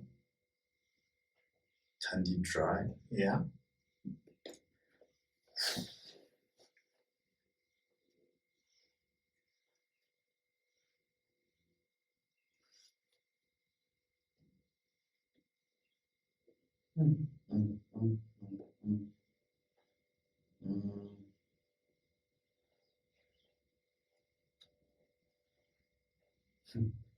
I'll put Kent. You put Kent. Mm. That's the one. That's the I'll one. put Kent. As the headline. The headline is somewhere there. Some headline is somewhere there. Somewhere there. Somewhere there. But yeah. Okay. That's my list. That's a quite solid list. That's a very, very solid list. It's a hectic power. Yo, that's the event of the year. That's the event of the year. If I had 20 million right now. Yeah. I'm taking donations, by the way. Yeah, all of a sudden. Yeah. Right? Do you take Bitcoin? We'll send it. Yes, I take Bitcoin. No, PayPal. PayPal is your all of. Whatever. Just 20 million. Yeah. And I will host the best event ever. Hopefully. Yeah, because you've learned from that atrocity when you were 17. No, because there's so many great events that are happening right now. Yeah, a lot of them. And Yeah. I want to be part of them. You are. Guys, Cool. please squeeze. That's the belief. Yeah. Please squeeze. I'm gonna call in Ashley. Ashley. Oh yes. I didn't know that's his name. He owes me a favor. One call what? Yeah. It's always good to have those favors. Yeah. Yeah, because I said, yo, let's do this. Like, yeah, sure. So it's my favor. Okay, one. Okay, so now we're at the point. Probably like 10 minutes from now, the lights will go on. But we'll carry on. Okay, so now you S.O.S Deep are asking me questions now. And you said you got gang questions to answer or to ask. I lied. You lied. You don't have a lot of questions. Yeah, sure. So far, yeah, your journey. Yeah. How was it? Which one? What the DJ and the music journey? Yeah. It's a lot of fun. That's one thing I can say. And how does the madam feel about it? The madam was very interesting. So I'll go back to the beginning of how it started. So it was end of 2020. Bear in mind that at this point I've been into like the house, listening to the house EDM for close to, it's like 9 years at this point. Remember, it started in 2011. And I didn't rate anybody else before that. So then I'm like, it's quite nice. So then Beggs in Terrace, I don't know why you don't know him, but he's a very great guy, very great at what he does. I would say he must learn to DJ. I'm like, nah. I like listening to him, so I want to play it. And he would say it so often, over and over and over again. And then everyone would say, not everyone, he would say, no, just try it out. I'm like, nah. So then 2020, when I think it was after COVID, and it was hectic. COVID was like, moved a lot of people there. With the work that I do, the books that I write, all of that, I just needed a mental break. I needed something to escape. I need to do something different. And I always wanted to learn the guitar. Bear in mind, I've done ballroom and Latin dancing before. I've was in the choir before. I was a fine artist in high school. I did the public speaking and all that. So the arts has been ingrained. Just a culture person. Yeah, I'm a culture person. Yeah, I'm a culture person. Even writing, I'm a culture person. So I always like to see what's next. Try something else. Then I was at Deep in the City.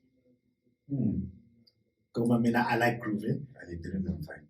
And this guy loves groove. I love grooving. I you feel mina ngithanda ukugroove. This guy loves groove. Like, it's scary. No, it's not scary. Don't do that. And he doesn't call me anymore. No, don't do that. He has my number. Don't do. I have your number now. Only you exist last He year. does not follow me on Instagram. I know. I do follow you on Instagram. Yes, I do. Yes, I do. Anyways. Nah, he's just playing around now. So, I was Deep in the City. And then I'm like, Yazi, I've been seeing all these things happen and people play. And I was like, these guys get paid for nothing. I was convinced that DJs get paid for nothing. They just do this, That's where you join. and then they go home. And there's some people who still like. We're not talking about those ones. You but now we usually talk about this. They're here. They're here. They've got sync on all the time. Touching air. All of the time. They're touching air. They've got pre-recorded mixes. Yeah. I don't know who they are. I just heard of stories of them. So I was like, this may be a fun thing to do. So I say to my brother, when are we playing? I say together, just enjoy, because I need to do something with family. Because I mean, I've gone to church with my mom. I've sang with my sister. Like all these things. I'm like, let me play with this guy. He was like, go learn to DJ. I'm like, shit. I would say, let me teach you. He's like, go learn. I'm like, fine. So that's why I come back when you know. Which is a very fair thing. It's a fair thing. It's a very fair thing. I mean, like when you're selling out stadiums and someone says, hey, I want to play a set with you, what are you going to say? Humble food. Because like you've worked so hard to get yourself here. Now just. And that's where entitlement comes from. Yeah, everything earned, nothing given. Yeah? I believe that. Everything earned, nothing given. Yeah. So I called Rise up, joined Rise, and then politics. Huh? No, what? Nothing. I said nothing. Okay. So you're reaching into your pocket and like, what's about to happen here, man? So I called Rise up, and then I started learning. And then I even got my own equipment, DJ 400s, nothing major. And then got studio time, and I started learning. And then the more I played, the more I realized it just gave me a break, like a mental break. And I was like, instead of nowadays you get to play music that you like listening to anyway.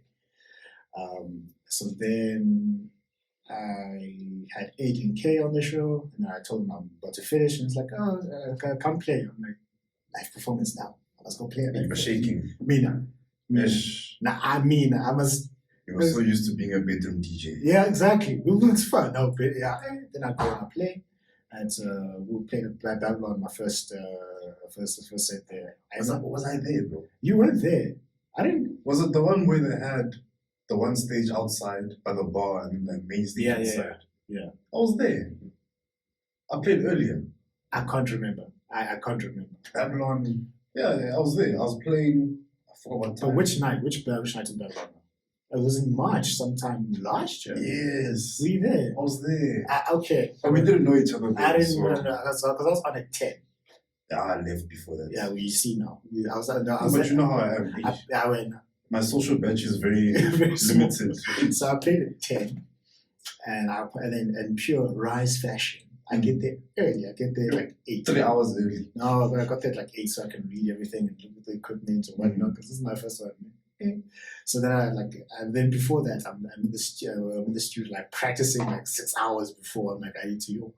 So then I get my playlist ready, go and I play, and then I was like, okay, this is more of a wide crowd, so I'm not gonna go too deep into the Afrotech, So then I play the Afrotech, and then I go back to my roots, EDM, right? let's not get a piece of EDM to your roots, yeah. I played for an hour and a half because one DJ was late, 30 minutes late. So I played an hour and a half. Can these guys not be dancing and having a great time? I'm like, how? You're doing the job. They were doing the job. And you know, the funny thing is, so the first experience was quite wild. Because I've always seen like other DJs I travel with, they go in the bag and entourage and they get preferential treatment. Something I feel, I'm like, okay, I'm here to play. Oh, you're one of the DJs. I'm like, Yes, I am. It's like, you know who I am. No, not even that. I'm like, that's weird. That's weird to be called that. So then I go, and then they're like, oh yeah, here's your bar tab. Bar tab? Me, man. I'm like, yeah, give me everything. No, it's limited. Okay, so this. So in pure fashion, I just get a Red Bull and a mix of water, and then I start. That's what you need. Yeah, that's Red Bull, water. Peggy. No, that's. I want like a beer. Try yonki from a champagne. I want mood. I went to rock. I have no words. Yeah, they get people like that. Eh? Like they buy the entire liquor store as part of their rider. That's why it's tough. There's a thing I want to say about that. Yeah. Well, remember that. So then I start with the Afrotech, and then it's good. Yeah, then it's good, and then it's going. Then I'm like, okay, towards the end, a genre change. Like one of the weirdest things is people coming up to me like, oh, that guy's shy. This is good. Yo, you killing it, man. Like, whoa. I had both Abutaki and Abilu saying the same thing. I'm like, this is actually quite nice. I'm like, this was going nicely. The madam was there to watch as well. Just to watch and support a friend of mine as well. He was at my best man at my wedding. He's like, yeah, I want to come to all of the gigs. I want to be that guy. He wants to be that guy. The carries the bag. Just because the road manager, the road manager. So I was like, towards the end, I was like dropping like mashups of levels and Hardwell, Spaceman, Animals, just like it was because I was taking the two like Afrotech and EDM and I was blending them. So then people were like, "Yo, what's your name?" I'm like, "Yeah, I don't know whether to use my stage name or my real name." I was like, Jabba, because that's my name, right? Jabba, I'm like, I'm Carl, right? I don't know who, it's not Cassim, it's a Kyle. Yeah, no, it's like, yo, bro, you're playing Nasty. Nasty. It's not Nasty. It's like, you're from the north, you should know. Exactly. So it was a lot of fun. I don't know which channel is where. And then obviously, I made the classic mistake, right? The classic mistake when I was playing Animals by Garrett's. The mistake I made. Don't tell me you pressed the wrong cue button. I pressed the wrong cue button. I pressed the wrong. Can I press? And then, man, I was like, how? And then what happened? I pressed the wrong cue button. Start again. Yeah. But I was forgiven for that. I was forgiven for. We've all been there. That has happened to me only once, and it's not going to happen again. I'll come back. It's happened to me many times now. The wrong. To the point where I've learned how to make it look like I meant to do it. Is it? Sure. That is because it happens in practice, right? And when it happens live, I remember it happened to Podi, and someone that walked up and said, "Are you sure you're a DJ?" When it happened, I do not wish that upon anyone when that happens. And then I started again, and like they were feeling it, and then Madam was trying to film me, and I was like, that was so that I don't think I'll ever forget that night. And then a couple of weeks later, because I thought I was just playing for experience, to an SMS notification, send me a line, how? I'm like, I'm officially an artist, someone's paying me to. Your first artist pay. Hey. What did I buy?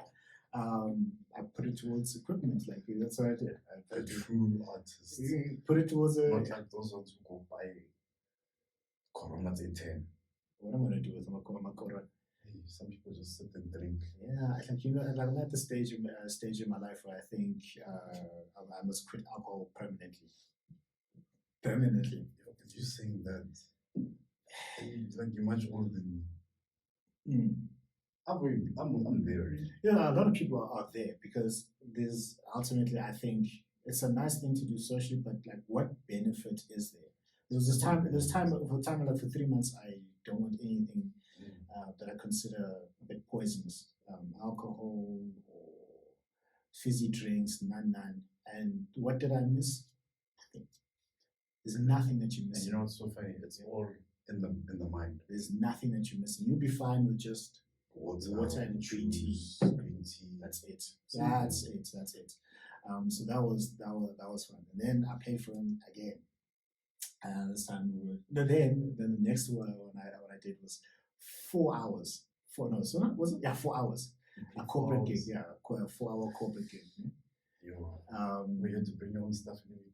Yeah, I brought my own stuff. So then they paid for the sound, they paid me. I brought my own equipment. No, because it's the people I work with. So they were listen. They were flying from Europe. They were visiting the country. It was like we were like since You doing this? You know how to do this? Can we just have a party for you? I'm not sure. Four. So I was good. I was good. I went because I wanted to hear Afro to Afro. So I gave them Afro Tech, and then towards the end, I'm like, let me give you your normal sound. And then the end, shang my piano. But the last hour, you said piano. No, the last hour. But then it was time for them to leave, so so that was fun. That's when I realized I'm like, because like when you discount yourself because you make something harder in your head than you thought it was. DJing is not as hard as I thought it would be, but it's not as easy as I thought it would be. I thought Nina, you guys just come here, and it's so weird, and then you're done. You know it's so weird. What? You're one of those people who sees it in reverse, because people see the mixer, and they're like, "There's so many buttons. How do you guys know what to do?" Exactly, it's like a spin. I'm like, Nina, there's nothing you guys are doing. You play one song into the other song. How wrong was I? I was wrong. Hence, press the wrong cue button and see what happens. Hence, you instead of increasing the bass, you put in a filter. Hey, that's happened to you before. I know it has. Everything. Listen, I've experienced everything wrong. You playing your set. Shiloh shouldn't get shy. Imagine. I hate that. Imagine. Now you need to wait for 10 seconds. And it happened to me at Truth. At Truth? But luckily it was before my floor got full. It was is that night we were all there, or was it a different time? No, when we were all there. Oh, yeah. So it was literally, I think, 15, like 10 minutes into my set. I played like 2 songs. No shitting. Like shy. I'm waiting there. There's no one, it was just me. It was Naomi and my friends. Sure. Just standing there. Comes back on. Then I'm like, okay, resound. Rock. So point where I took out everyone from the inside and put them outside. You have a tendency of doing stuff like that, man. Guys, this guy's there from pizza. The next thing, awesome God is playing. I'm like, hey, is this something, nah? Yeah, it's just me. It's just me. I like you. One of those artists. Like I don't know how I do it. It just comes to me. Hey, like I don't do that. When I play, give us the secret sauce. We want to know what the secret sauce is. The secret sauce. Yes. Of S.O.S. Yes. I play how I feel during that day. So if you feel angry, I'm playing numbers. Yo, my number. You will hate me. Why? Because everyone will be like, no. I played my song as deep to come back. Of course. He's on sun. You wanna don't do that. Don't do that. People won't book him like he's on the line about some food. So that was cool. Then I went then Amazon. And then remember I'm only like for Aiden, I was only playing like the opening sets. I'm starting out. I don't expect it. But I still consider myself an amateur. No, man. You're more than amateur. I know. You're on semi-pro. You're not in FIFA. Yeah, I know. On semi-pro, but because I know what's out there. That's why I'm going to be like, I'm not going to. You and I, semi-pro. Semi-pro. Professional. No, legendary. Legendary. There's more coffee. That's I don't even want to even go there. I was supposed to go to pro and they say ledge. For now, ledge. I'm not sure if I want to be ledge because there's a lot that you have to give up to be ledge. I've heard that, and I feel like it's one of those things that I must experience it myself in order to understand. You'll see. You know, I want to bring a ledge to the show. Dino Bravo. Bring Dino on like next week, or not the week before. Letu Ashley, Letu Kent. For that, there's a lot you have to give up to be legendary. Funny enough, I was at Tani Dry's event. So was that with Vanco? Was there? Yes. Yeah, I was sick that day. Yes. Hey, why were you sick? Anyways, I don't wake up and like, let me be sick today. It just happened. I drank Joburg water. I did. It wasn't Joburg. It was hay fever. Change of season. Yeah. So how was that? It was good. It was very good. It was cold. But you see now I'm sitting on the school in the cold. No, it was too cold. Yeah. It was good. And then at the end of it, before I was leaving, Yeah. One of the artists, one of the big artists, came. Not saying his name or her name, right? But they came to me, and it was me, Cody, and Tsepam from Yeah, that's fun. The guy doesn't want to book me for for Ponteval. I'm holding it against him. Holding it against him. Because you spoke to him. I spoke to him, and he's like, yeah. That's how black people make excuses. Yeah. Right. Now I'm ngizokuvela ngaphandle now. Yeah, okay. So we were talking, and then this person was like, forget about the people at the top. Yeah. Because they're not gonna help you. Rather focus on your pack right now, yeah, and grow with them. Yeah. The big dogs will help you when you have value to them. In a sense of facts. Let's say you have a hit song and they want to join in. Yeah. That's when they'll help them. Yeah. Other than that, focus on your pack, meaning you and I, we Yeah. stick together, we have Pody and all of that, and we grow.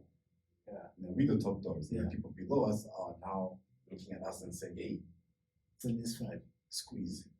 I'm squeezing. Okay. So, all right. Yeah. So I get you. To be you have to give in anything. In anything. Like in anything. Like, and sometimes you need to know when your limit is. True. You need to know what your limit is. True. My limit, I feel, is not legendary. That's for me. There's too much to give up to be like legendary, because that's an entire lifestyle on its own, and it's broken a lot of people, especially in entertainment. It's just I've seen it.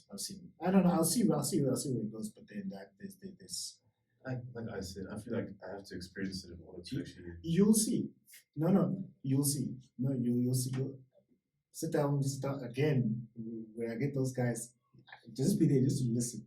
And just sit in the corner. Sit in the corner. I'll be like, yeah, this guy's the podcast producer. He's just here to make sure everything is running smoothly. Next, you're busy listening. Busy taking notes. Exactly. So, like with my goal with this is to play in Ibiza. And that's you did say. Then after that, you're just like, I'm done. Not necessarily to say done. Now it's just like whenever. It's just for fun. It's just. But you're still doing it for fun. I'm still doing it for fun. It's going faster than I thought it would. That's how it is. It's going with. But so it's literally, this is how the graph looks. It's just up, then yeah, and up again. Things you just need to be careful. I mean, like one guy who's doing it like nicely is Kent.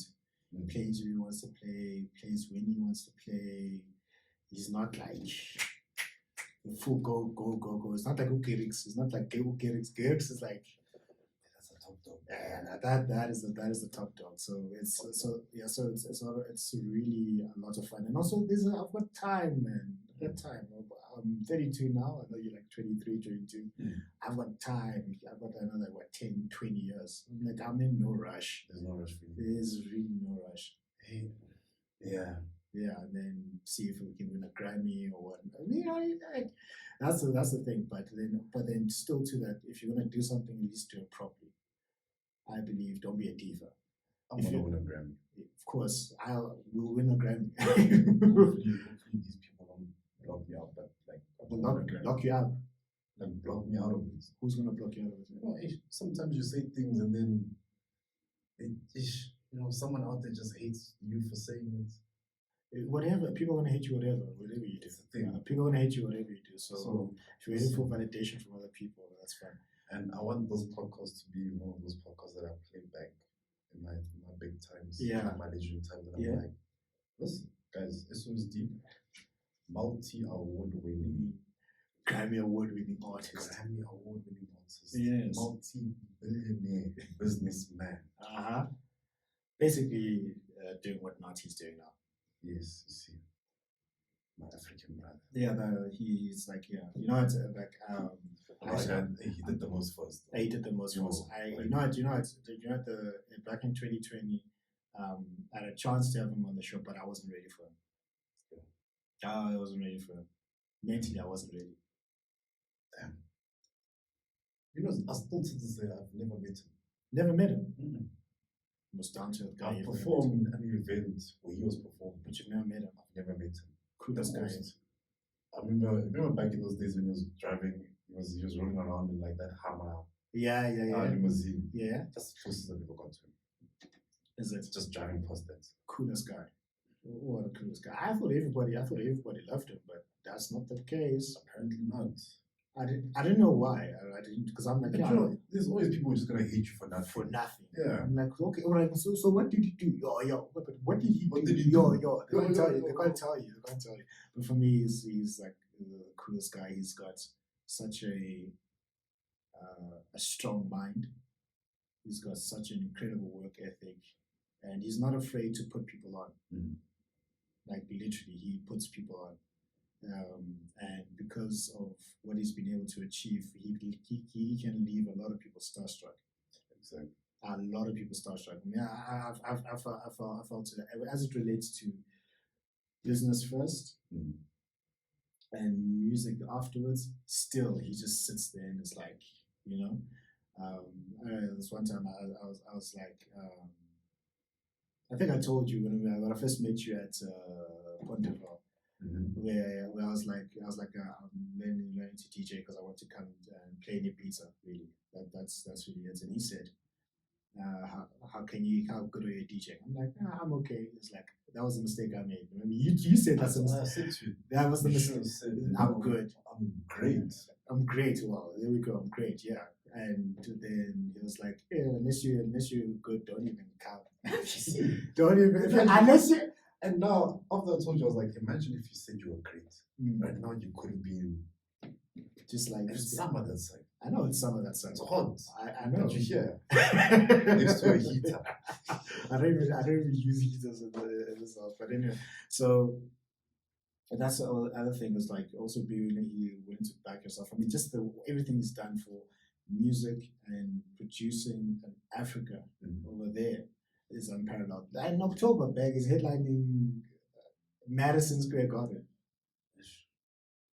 I'll be there also. The only person that's done that is Trevor Noah. I'm going to put them together. Trevor Noah and by the way, Trevor, if he's come to the show, I'm a big fan. If I ever met Trevor Noah, I wouldn't know how to handle myself. I think that's the only guy around I wouldn't be able to. Trevor, man, come also, man.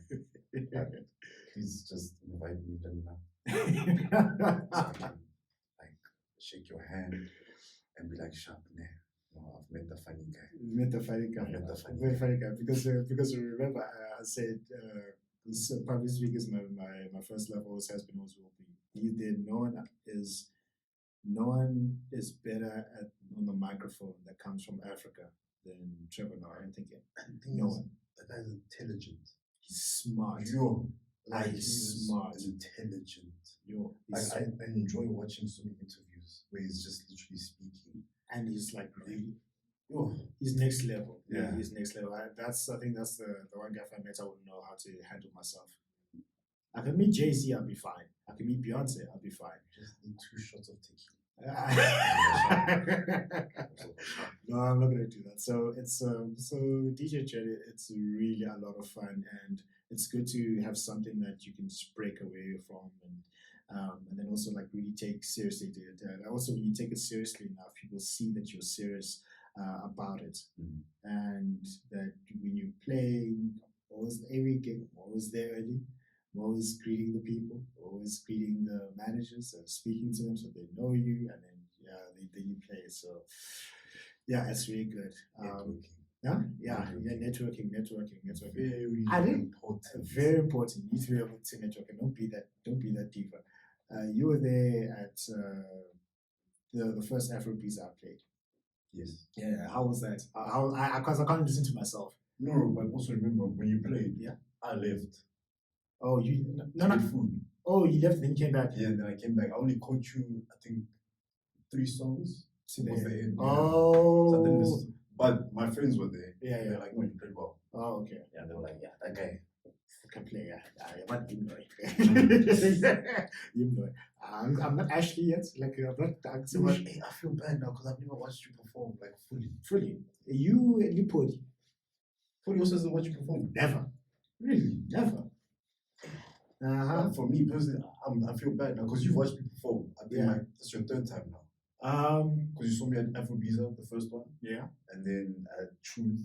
Yeah. Truth, I saw the last 20 minutes. So that's not a lot. Yeah. That's not a lot. Yeah, that's fine. Truth, I first saw the first 20 minutes. I was like, okay, this is an interesting sound.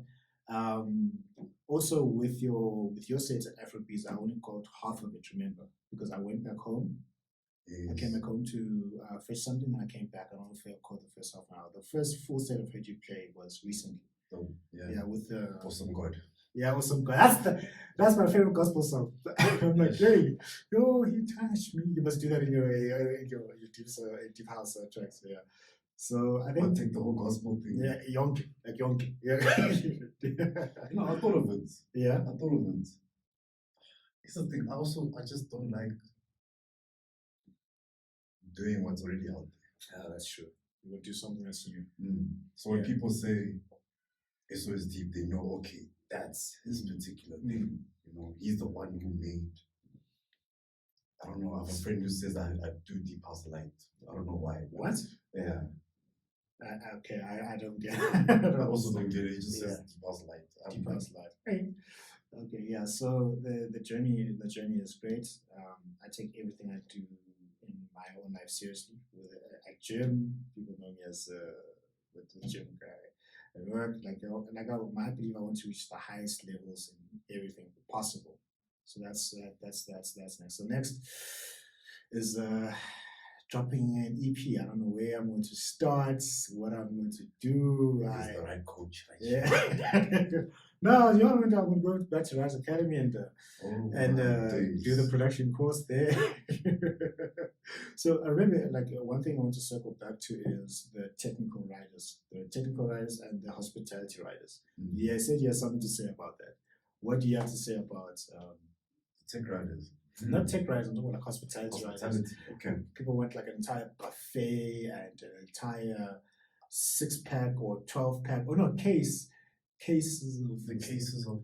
Here's the thing, guys. Right.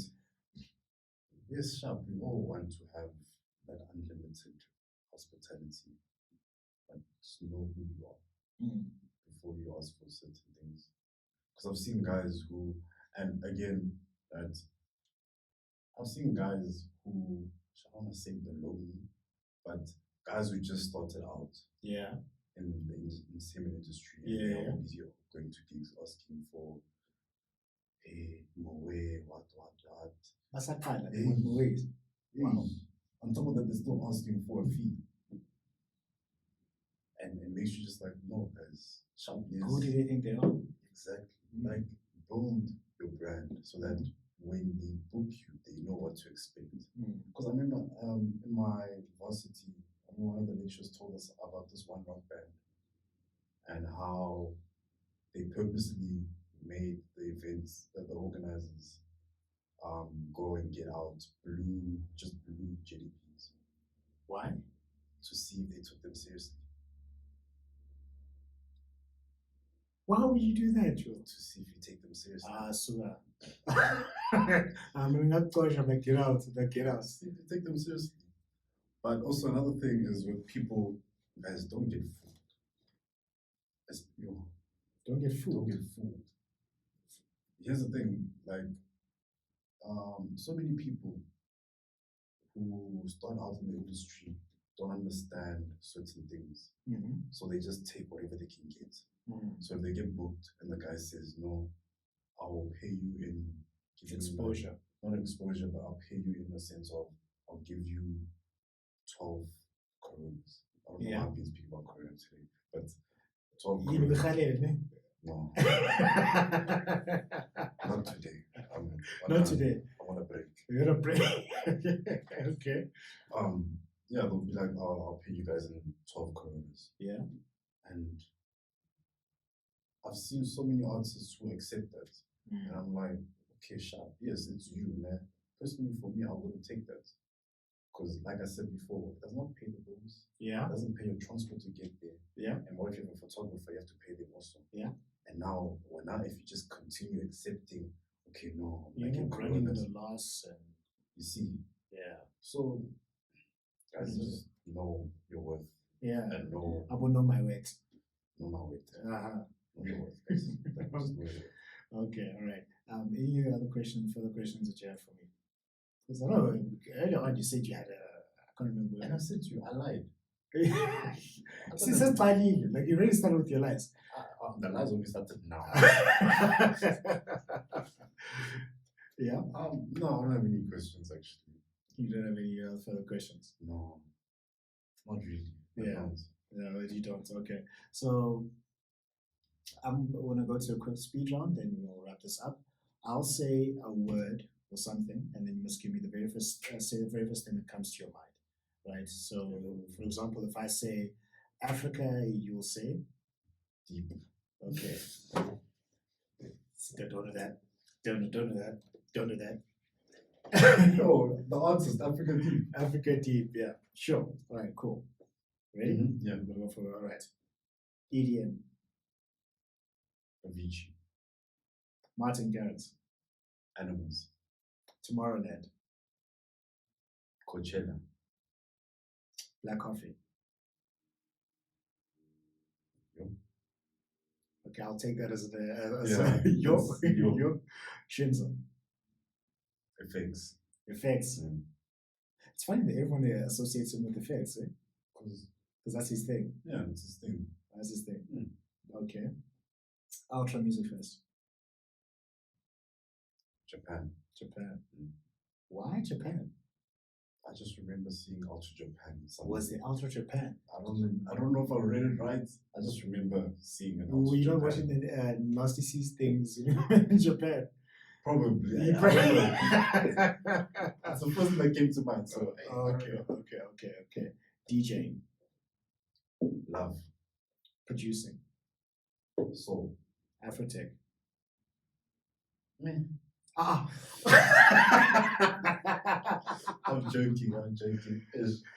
Get out of here. Afrotech.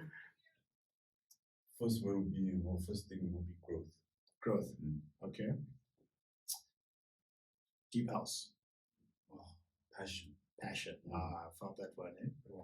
Yeah, okay, cool. Groove. Tiring. The groove is tiring. It is, hey? Yo. Groove is tiring. Yo. Especially now. It's cold. Guys, stay at home. But people, then people like you and I can't get paid or people going to the groove. People stay home but still book. How is it going to stay home and still book you? How does that work? Find a way. Find a way. Or at least accommodate us artists to get cold. Put a heater. No, don't do that. Next thing I blow up because the wires. Just dress warmly. How's about that? Dress warmly. Pay me my fees so I can afford nice clothes. Okay. All right.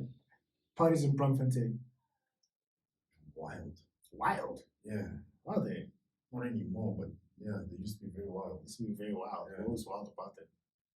I don't know, the brown people are very interesting. Very interesting people. Compared to like the North people. Yeah. Brown is they're very friendly in a sense. And a bit weird, eh? There's one time. Weird. Yes. But they also, I feel like in terms of music, brown people love music. Doesn't matter what you play. Yeah, this one time I was just who was I going to go watch play? Can't remember. But I was there in Brum, and as I'm leaving, one guy comes to me and is like, "Yo, do you want weed?" Weed? Why are you selling me weed? Weren't you in Brum for Sondela? Yeah, I was. So you're probably with Podi then? Yeah, I was, but as I was leaving, Yeah. It's Brum. Why am I being so? No. This was before Sondela. This was like some years back. And then for Sondela, that was the day of the World Cup final, the most stressful day of my life. The most stressful day of my life. Who are you supporting? Messi all the way. Hey, this first 70 minutes, I'm like, the goal was sleep. Hey, Mbappe came in, went to extra time. At the end of the day, I was so stressed, I left and I came back home. Just to watch the game. Oh, but you couldn't. No, I could watch the game. Yeah, to watch the game. Yeah, I got Showmax Premium just for the World Cup. Yeah. And then when Messi won, I fell down on the floor and I cried for 15 minutes. Yes. I see you even have a World Cup trophy. Yeah. Yes, and the Ballon d'Or. Yes, I was like, yes, if Messi can be a world champion, so can I. That's the thing. That's a true fact. That's it. I'm like, I'm gonna be the best in the world at something because I cried for 15 minutes. Because of what he meant for football, like because what he meant for football, and that ended very savagely the whole Ronaldo Messi debate. It was a very savage end to a debate. It was so painful for CR7 fans. It was like, because what can you guys actually say now? Nothing. It's not even okay. You know what? I'm not going into that. There's nothing that you can. There's nothing. No, there's a lot I can say, but I'm not saying anything. There's nothing you can say. There's a lot you can say, but that's all. That's a nice globe you have. It's a very beautiful globe. Okay, all right. It's okay. Let's talk about countries. All right, go back to the speed round. South Africa.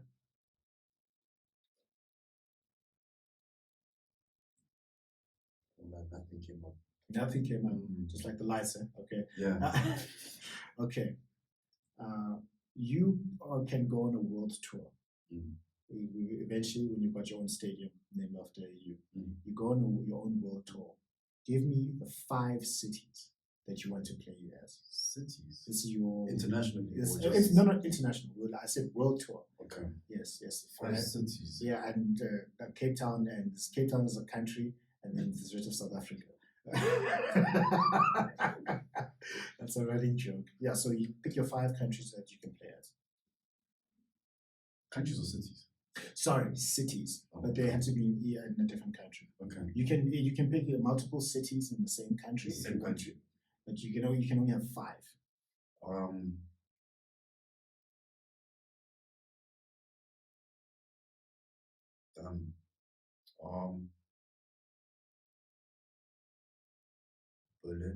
Berlin. Okay. Miami.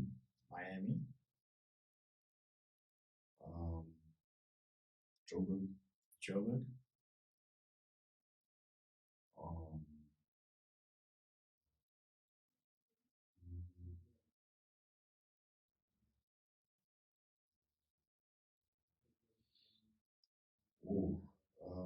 gonna say. I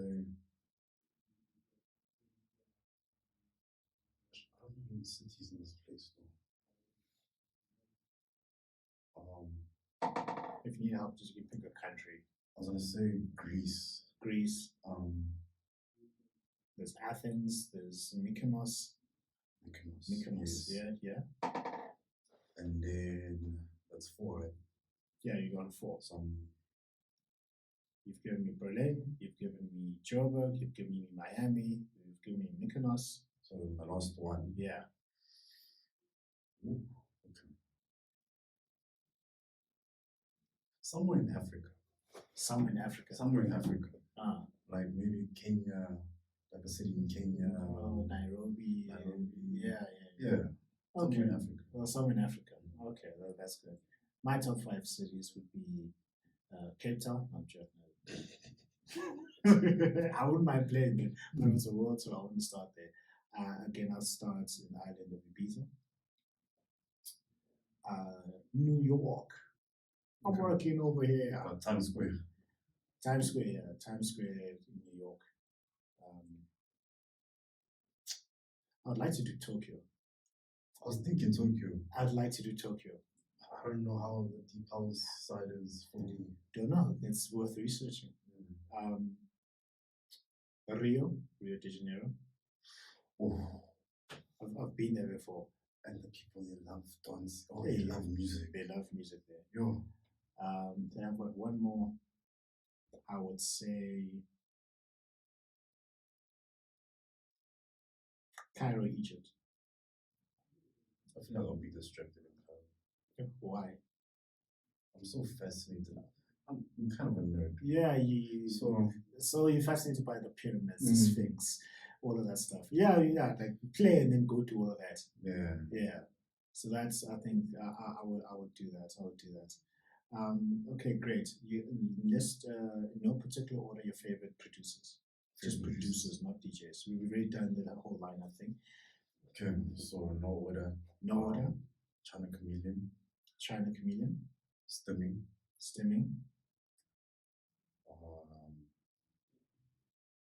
I'm a huge fan of Coffee's old stuff. His old stuff. Okay. Africa Rising. Rising, Pieces of Me. Yeah. So everything after Pieces of Me, basically. Okay.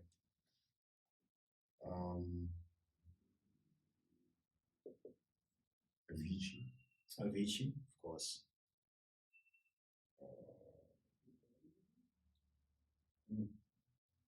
Producer.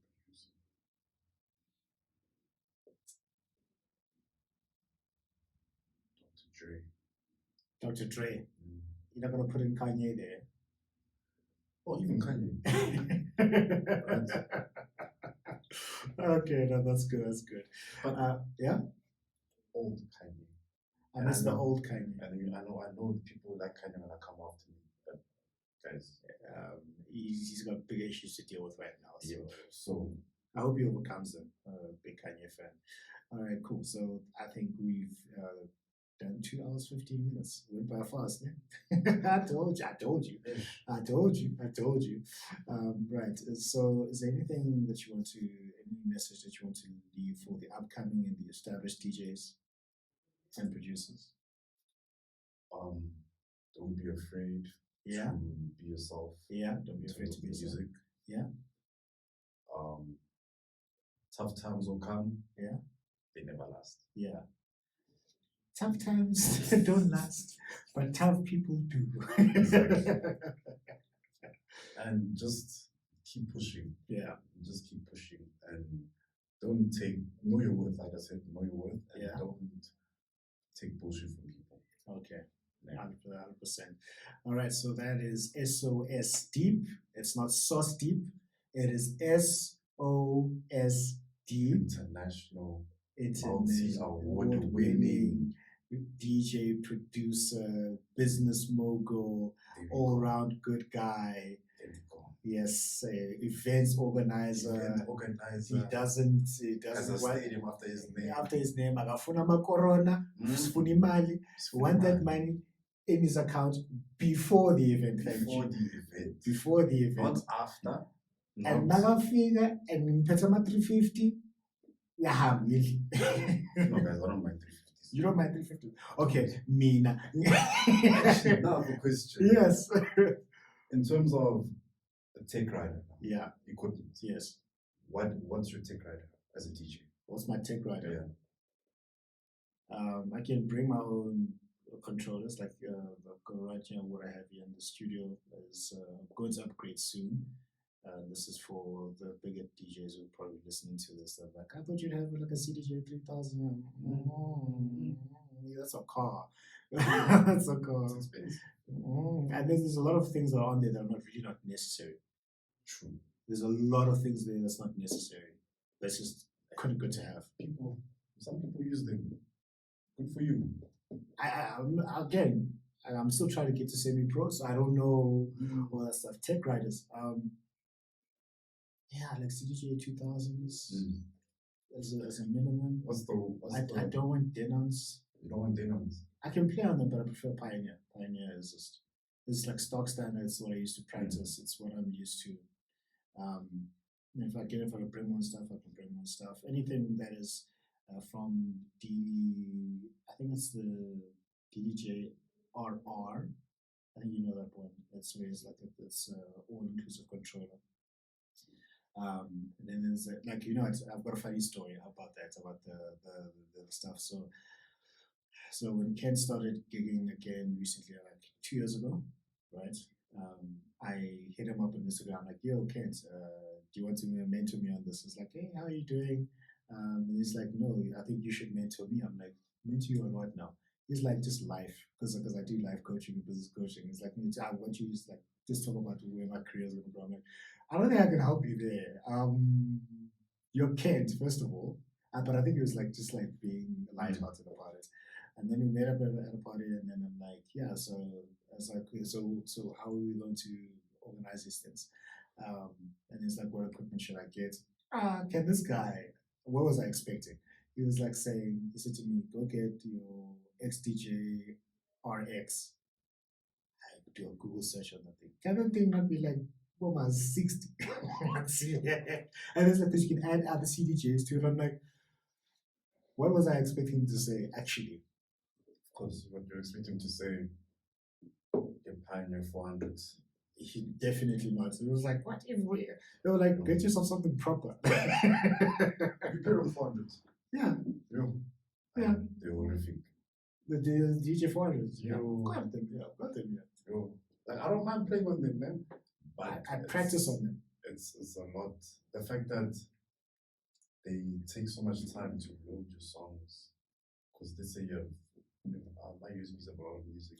Yeah, exactly. It's just takes the time to load your songs. Yeah, to load the lowest I'd go for is a 350. I couldn't. No, I couldn't. I couldn't. Again, Benson Terrace was like, I'm at 350 now. It's like, if you give me my 350, is what he said. I'm gonna play songs from 2010. Yo. Oh my god. I don't mind 350s. Those are my favorites.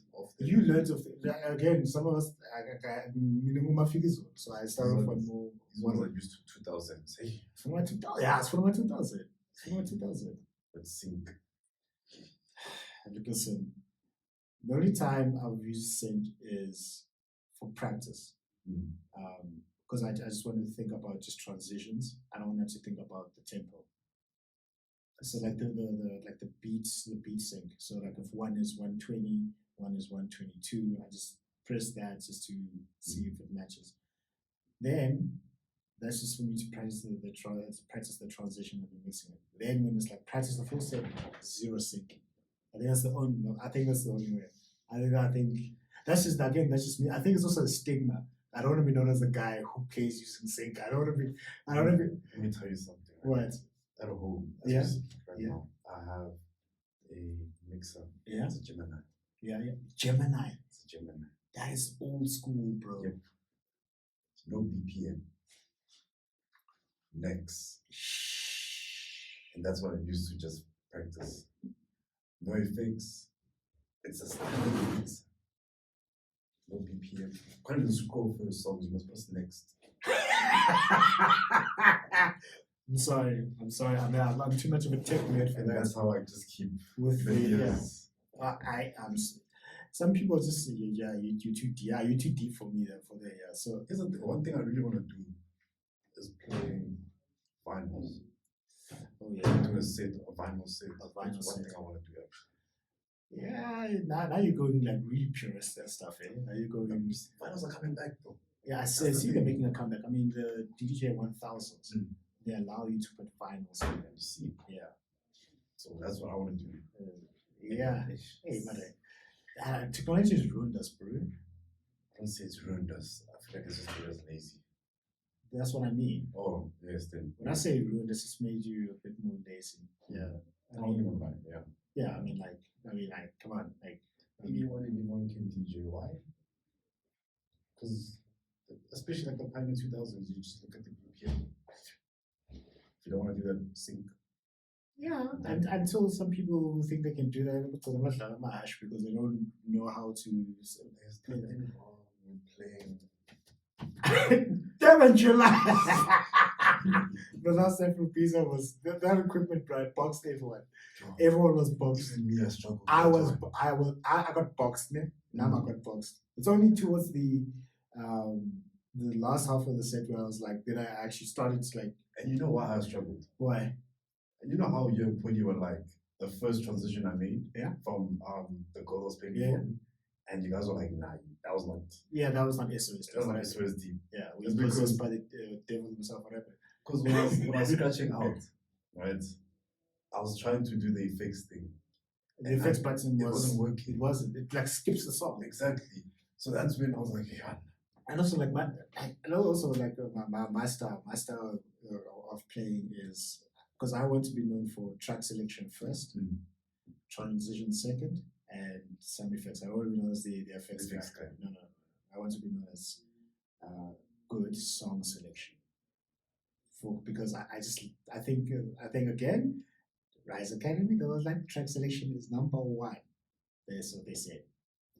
And then also Ken's brother, Ken's brothers, and if you know the three things, then you're sorted. Track selection, the sequencing of the songs, and the mixing of the songs. If you can really master those, and then you done. Bambi. Oh, you're done. So that's I just want to keep it simple. That's actually the skills of DJ. That's it. Those three. I just want to keep it there. I have songs that make people dance, that throw people back, that make them sing along, and also groove. I mean, like the last Afro beats towards the end. Abantu, can they not be lifting chairs? They were lifting chairs. Oh, yeah. You just did a good job. I was like, that's just very weird. If they were doing this, if you want to be an artist, don't be climbing tables. No, thank you. No. That must go explain to my church what was going on. Why were they, Francis? I'll be like, I can't control how other people act. It's not me. So that's the so like in all of my sets, it's like Afro take. I'll have to throw in something that reminds me of my roots EDM. I always have to have a Michael Jackson remix because that is my. And I've seen you always do that. That's my artist. Like the two biggest artists for me, Michael Jackson, Avicii. Those two are the biggest for me. So with me, how I structure out my thing. Yeah. I see we're not holding back our secret sources here. We're just. That's whatever. That's whatever. Yeah. Track selection, but in the sense of I always have it's even written in my bio where me as an artist, I wanna give you a nostalgic feel. Yeah. But also have that new school feel. Yeah. So if it's a remix, I'll play it. Remind you of back in 2010 World Cup, the Zellas. When you feel it, balcony. You see? Yeah. And then you have the new school that just brings you back to reality. Yeah. It's like, damn, that's what I always do. And then obviously transitions, some effects, just to say, yeah, now I'm a real DJ. I can do what Shimza does. But not like him, but no one can do what Shimza. Well, I'm missing no one. Someone out there can do it. Yeah, someone else can do it. Like for me, I'm not there. Yeah. Yet. Yeah, so I'm going to talk about Shimza and I'm going to take this clip and we'll put it out into WhatsApp. So this guy, so I think it's before I started the DJ journey, I was like always listening to Shimza's mixes because I think he's got good track selection and good with the effects. There's also, you just read the crowd. And he's very good. You read the crowd. Like after your first 4 tracks, and that's the thing that Black Coffee says a lot in his interviews. Like after his first 4, that's when he knows what direction he's where he's gonna go next. Yeah, I mean, and that's when I try infiltrating my mixes. Yes. Well, funny enough, when I was also starting out, I remember my parents bought me a radio. Yeah. I asked for a TV, but they got me a radio. Okay. And why did they do that? Don't do that. Yes. Get us what we want for gifts. If I want the Porsche, I want the Porsche. It's free Porsche. Even though I'm not allowed to get a Porsche, so I've been banned from getting one. Yeah. Even if I want to hear the story. Even if I have $17 billion, like still can't. What happened? What do you mean? What happened? I'm married. That's what. No. Get married. No. Everyone. I believe everyone should get married. I was like, I want a Porsche. She's like, no. That's calling trouble. It is. That's unless it's a Porsche Cayenne. Or like a family vehicle. A family vehicle. Yeah. But other than that, you just can't get like a 97. Nah, not a Carrera. Next, I can't get that because it's like you're calling trouble. Yeah, it's like being a polo driver. Trouble. Every day. No. So like the Porsche I've driven in one. It's basically it's like calling trouble from females in essence. Like you're asking for trouble. Yeah. Ish. Yeah. Anyways. I get Aston Martin, but not a Porsche. Never mind. Anyways. And it's a good thing. I don't want trouble. Yeah. Yeah. Don't get Good. I'm right. I'm sharp. Both you and I. Good. I'm sharp. Yeah. Mm. Yeah. I'm fine. I don't want people knowing my car drive. I'm fine with my tires. The 350 of cars. Yeah. But yeah, when I was starting out, my parents bought me a radio. Yeah. And every night, I would listen to, it was either 947 or 5 FM. Yeah. I remember 5 FM used to have the block parties. Yeah. And they'll bring in like DJs, and I'll just listen the whole week. And I know about Ultimix.